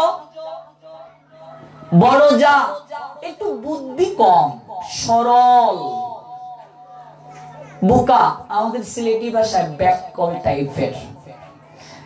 এই ইলিশা বাজারের বড় বৌদি, আবার ইলিশা বাজারের কোনো বড় বৌদি বলবেন না আপনাদেরকে ব্যাককল বোকা বলতেছি, একটু সরল। সে এসে বলছে, হেরে ছোট, বাবার বাড়ি যাবি, যা না, এত ভাবছিস কেন? বর্দি যাবো তো ঠিকই গো, কিন্তু খাঁচাটিকে কোথায় রেখে যাই বলো? আরে বোকা মেয়ে, এটা নিয়ে ভাবতে হয়? আমার কাছে রেখে যাবে, আমি 1 মাস দেখাশোনা করব, যা তুই ঘুরে আয়। আচ্ছা বর্দি, তোমাকে একটা কথা বলি। বলছি, কি রে? বলছে, আচ্ছা বর্দি, তুমি কি খাঁচাটিকে দেখাশোনা করতে পারবে? পারবো না মানে? ঢের পারবো, যা 1 মাস বাবার বাড়ি থেকে ঘুরে আয়, 1 মাস ঘুরে আসবি। এবার আমার ইলিশা বাজারের ছোট দাকে নিয়ে ছোট বৌদি বাবার বাড়ির উদ্দেশ্যে রওনা করলেন। বড় যাকে বুঝিয়ে দিয়েছে খাঁচাকে দেখাশোনা করার জন্য। আর ইলিশা বাজারের বড় বৌদিও ব্যাককল, বুদ্ধিশুদ্ধি কম, সরল টাইপের বোকা।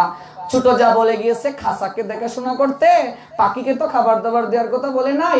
আর আমার বড় বৌদি খালি খাঁচাকে ঘষা মাজা করে, ঘষা মাজা করে, ঘষা মাজা করে, ভেতরে পাখিকে খাবার দাবার কিছুই দেয় না। 1 মাস পর কি হবে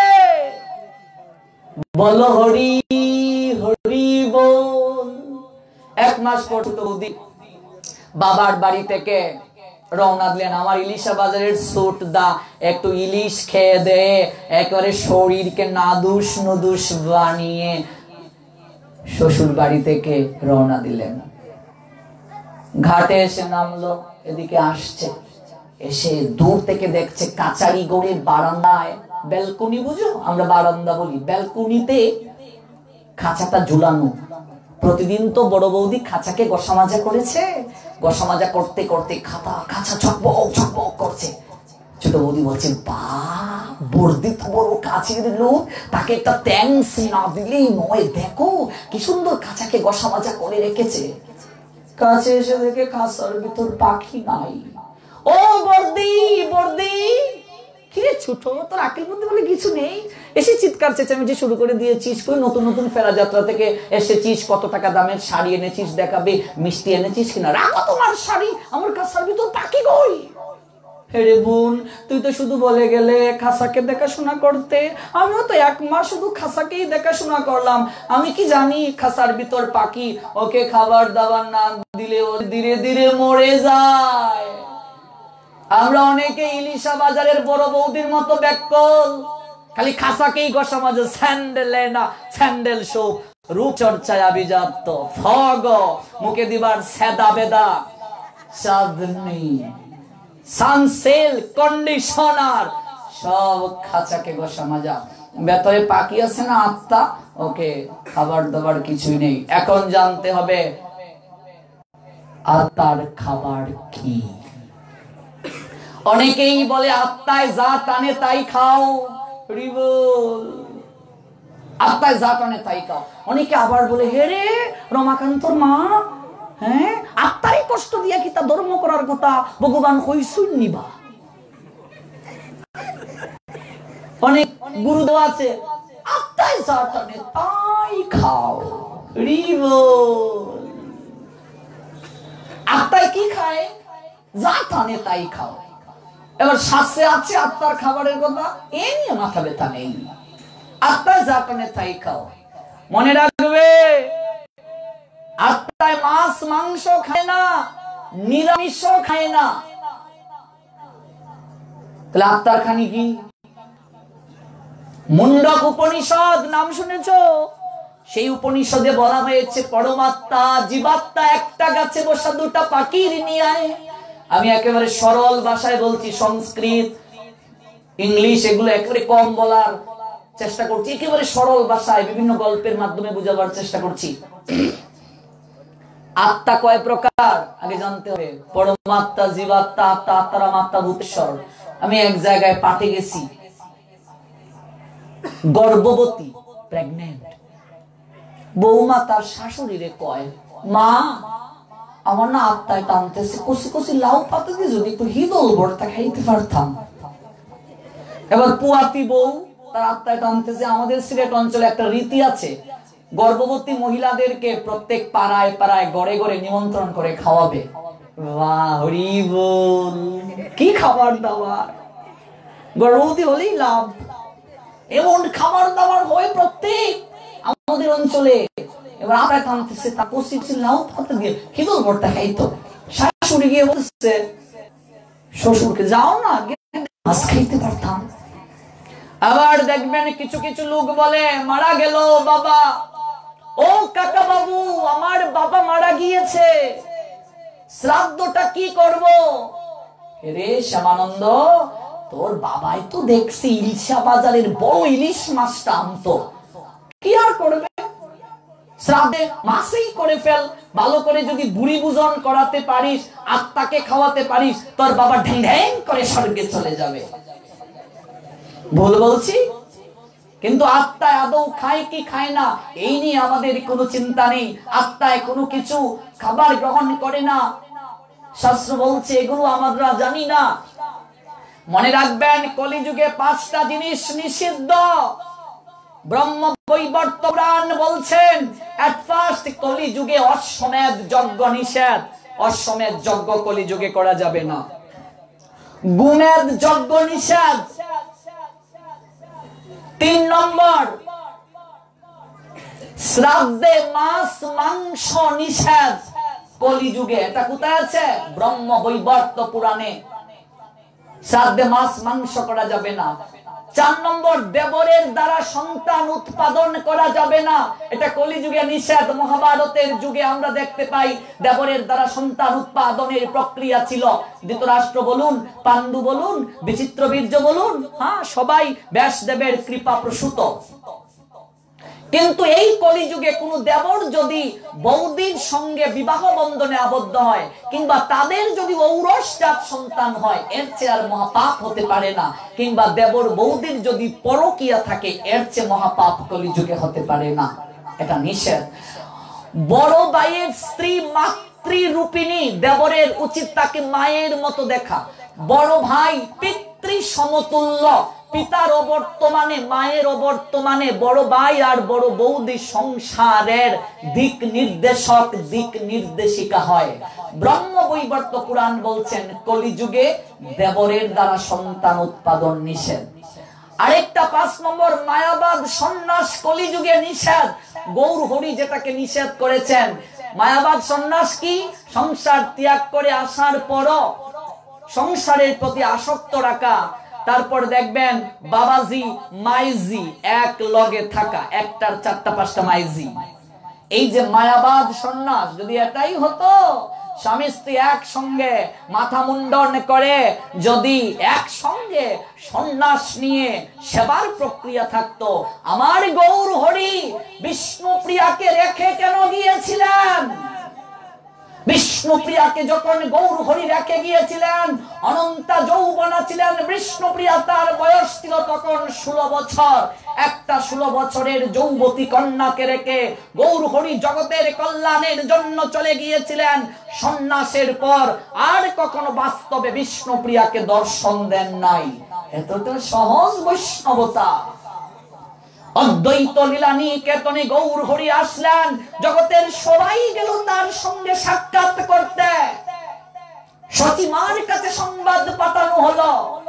সচিমা বলছেন, প্রিয়া প্রস্তুতি নে, হরে আমার নিমাই ফিরে এসেছে রে।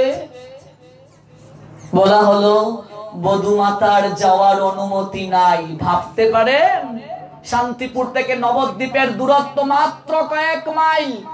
এই জায়গায় গৌর এসেছেন, তার সহধর্মিণী বিষ্ণুপ্রিয়া, ওই জায়গা থেকে যাওয়ার অনুমতি নাই। ভাবা যায়, একমাত্র নারী যাকে মহাতপস্বিনী বলেছে, এই সমস্ত বৈষ্ণব সমাজ, সমগ্র জগৎ একজনের কাছে চিরঋণী আমরা। তিনি হলেন জগৎ মাতা বিষ্ণুপ্রিয়া দেবী। জয় জয় শ্রী রাধে। আজকে তার কারণে এই বিগ্রহ সেবার অনুমতি পেয়েছি আমরা। আজ তার কারণে এই সনাতন সমাজ অমূল্য রত্ন পেল, উদ্ধারের প্রক্রিয়া পেল। এই জগৎ মাতা বিষ্ণুপ্রিয়ার কারণে। এই বিষ্ণুপ্রিয়ার গৌর হরির বিরহে যে ভজন প্রক্রিয়া, তা সাধন করলে বুঝতে পারবো বৈষ্ণবতা কি, সন্ন্যাস কি। এই যে মায়াবাদ সন্ন্যাস, এটা কলিযুগে নিষেধ। এই 5টা জিনিস কলিযুগের মানুষকে মানতে হবে। তন্মধ্যে 3 নম্বর, শ্রাদ্ধে মাছ মাংস নিষেধ। শ্রাদ্ধে মাছ নিষেধ, আমিষ নিষেধ। এটা ভাগবতেও দেবর্ষি নারদ যুধিষ্ঠিরকে বলে দিয়েছেন, শ্রাদ্ধে আমিষাং নিষিদ্ধ। গরুর পুরাণ তথা বিভিন্ন পুরাণেও সেটা উল্লেখ আছে। শ্রাদ্ধে যদি মাছ করা হয়, শ্রাদ্ধ কত প্রকার? 12 প্রকার। কোত্থেকে আসলো শ্রাদ্ধ? শ্রদ্ধা যুগ অন প্রত্যয় যুগে শ্রাদ্ধ শব্দটি এসেছে। শ্রাদ্ধের উৎপত্তি কে করেছেন? দত্তাত্রেয় মুনির পুত্র নিমি। কোত্থেকে আসলো? এগুলো ধারাবাহিক ভাবে শুনলে বুঝতে পারবো কতটা কুসংস্কারে আমরা এখনো পড়ে আছি। আমার বাবা কাকা যেটা অনেক আছেন, অনেকেই হয়তো জেনে আপনারা থাকবেন কিংবা আছেন, এক সময় শ্রাদ্ধে দই চিরা দেয়া হতো। হতো কি? শুনেছেন? তাহলে হঠাৎ করে এটা কিভাবে আসলো? ব্রহ্ম বৈবর্ত পুরাণে স্পষ্ট লেখা আছে, এটা করা যাবে না। একবার ভেবে দেখুন, কেউ মারা গেল, যদিও 10 দিন গিয়ে 11 দিনে প্রত্যেকের শ্রাদ্ধের কথা, সেই বিষয়ে আমরা আজকে যাচ্ছি না।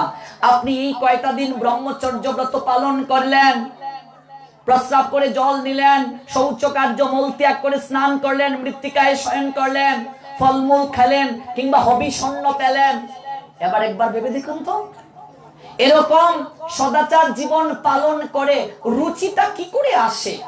মাছের বিষয়টা ধর্ম তো পড়ে, বিবেক কি বলে? অনেকে আবার মাছের শ্রাদ্ধে গিয়ে আগরবাতি দিয়ে এরকম দেখায়, আপনারা 10 জন, আপনারা আশীর্বাদ করবা আমার বাবা যেন স্বর্গে যাইতে পারে। কথায় কষ্ট নিয়েন না, এই কথার ওজন একটু বেশি, সত্যি কথা একটু তীক্ষ্ণ হয়। সাধু কারো মনোরঞ্জনের জন্য কথা বলবে না, সাধু শাস্ত্রের কথাগুলোকে বলে যাবে। গ্রহণ যদি করি আমার মঙ্গল হবে, গ্রহণ যদি না করি আমার অমঙ্গল হবে। ধর্ম তো সাক্ষাৎ ভগবত প্রণীতম, ধর্ম ভগবানের আইন। If you violate a rule of regulation, omnipotent maker Krishna of course punishment and situation anytime. ভগবানের আইনকে লঙ্ঘন করলে আমাকে আপনাকে শাস্তি পেতে হবে। আমিও যদি অশাস্ত্রীয় কথা বলে যাই আমাকেও শাস্তি পেতে হবে।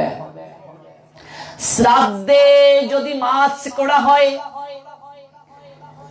এটাকে তামসিকতা বলা হয়েছে। মাছের শ্রাদ্ধে যদি কেউ গিয়ে গ্রহণ করে, তার দেহের 33টা গুণ নষ্ট হয়ে যায়। কয়টা গুণ? 33 quality conjunct if you receive food, নষ্ট হয়ে যাবে। 33 গুণ 33 ঘন্টা এট ফার্স্ট 3 নষ্ট হয়ে যাবে, তোমার দেহের লাবণ্যতা নষ্ট হয়ে যাবে। মাছের শ্রাদ্ধে গিয়ে খাও আর চেহারার সৌন্দর্য কমাও, লাবণ্যতা কমে যাবে। এই যে শ্রী নিয়ে ব্যাখ্যা করছি আজ, লাবণ্যতা কমে যাবে। যারা আয়োজন করবে, কাটবে যারা, পরিবেশন যারা করবে, রান্না যারা করবে, খাবে যারা, প্রত্যেকেই সমপাপে যুক্ত হবে।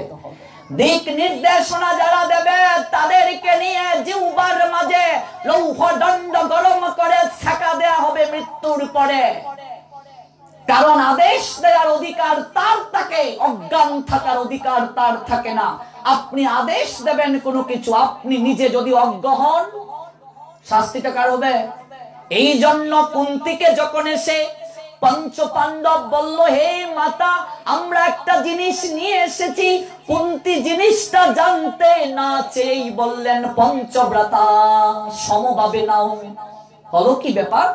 মহাভারতের পটভূমিকা পরিবর্তন হয়ে গেল, দ্রৌপদীর জীবনে অমানিসা নেমে আসলো। যুধিষ্ঠির বলেছিলেন, মা আদেশ দেওয়ার অধিকার যার থাকে, অজ্ঞান থাকার অধিকার তার থাকে না। অজ্ঞ ব্যক্তি আদেশ দেওয়ার অধিকারী নয়, যে পথ দেখায় সে তাকে সবচেয়ে এগিয়ে।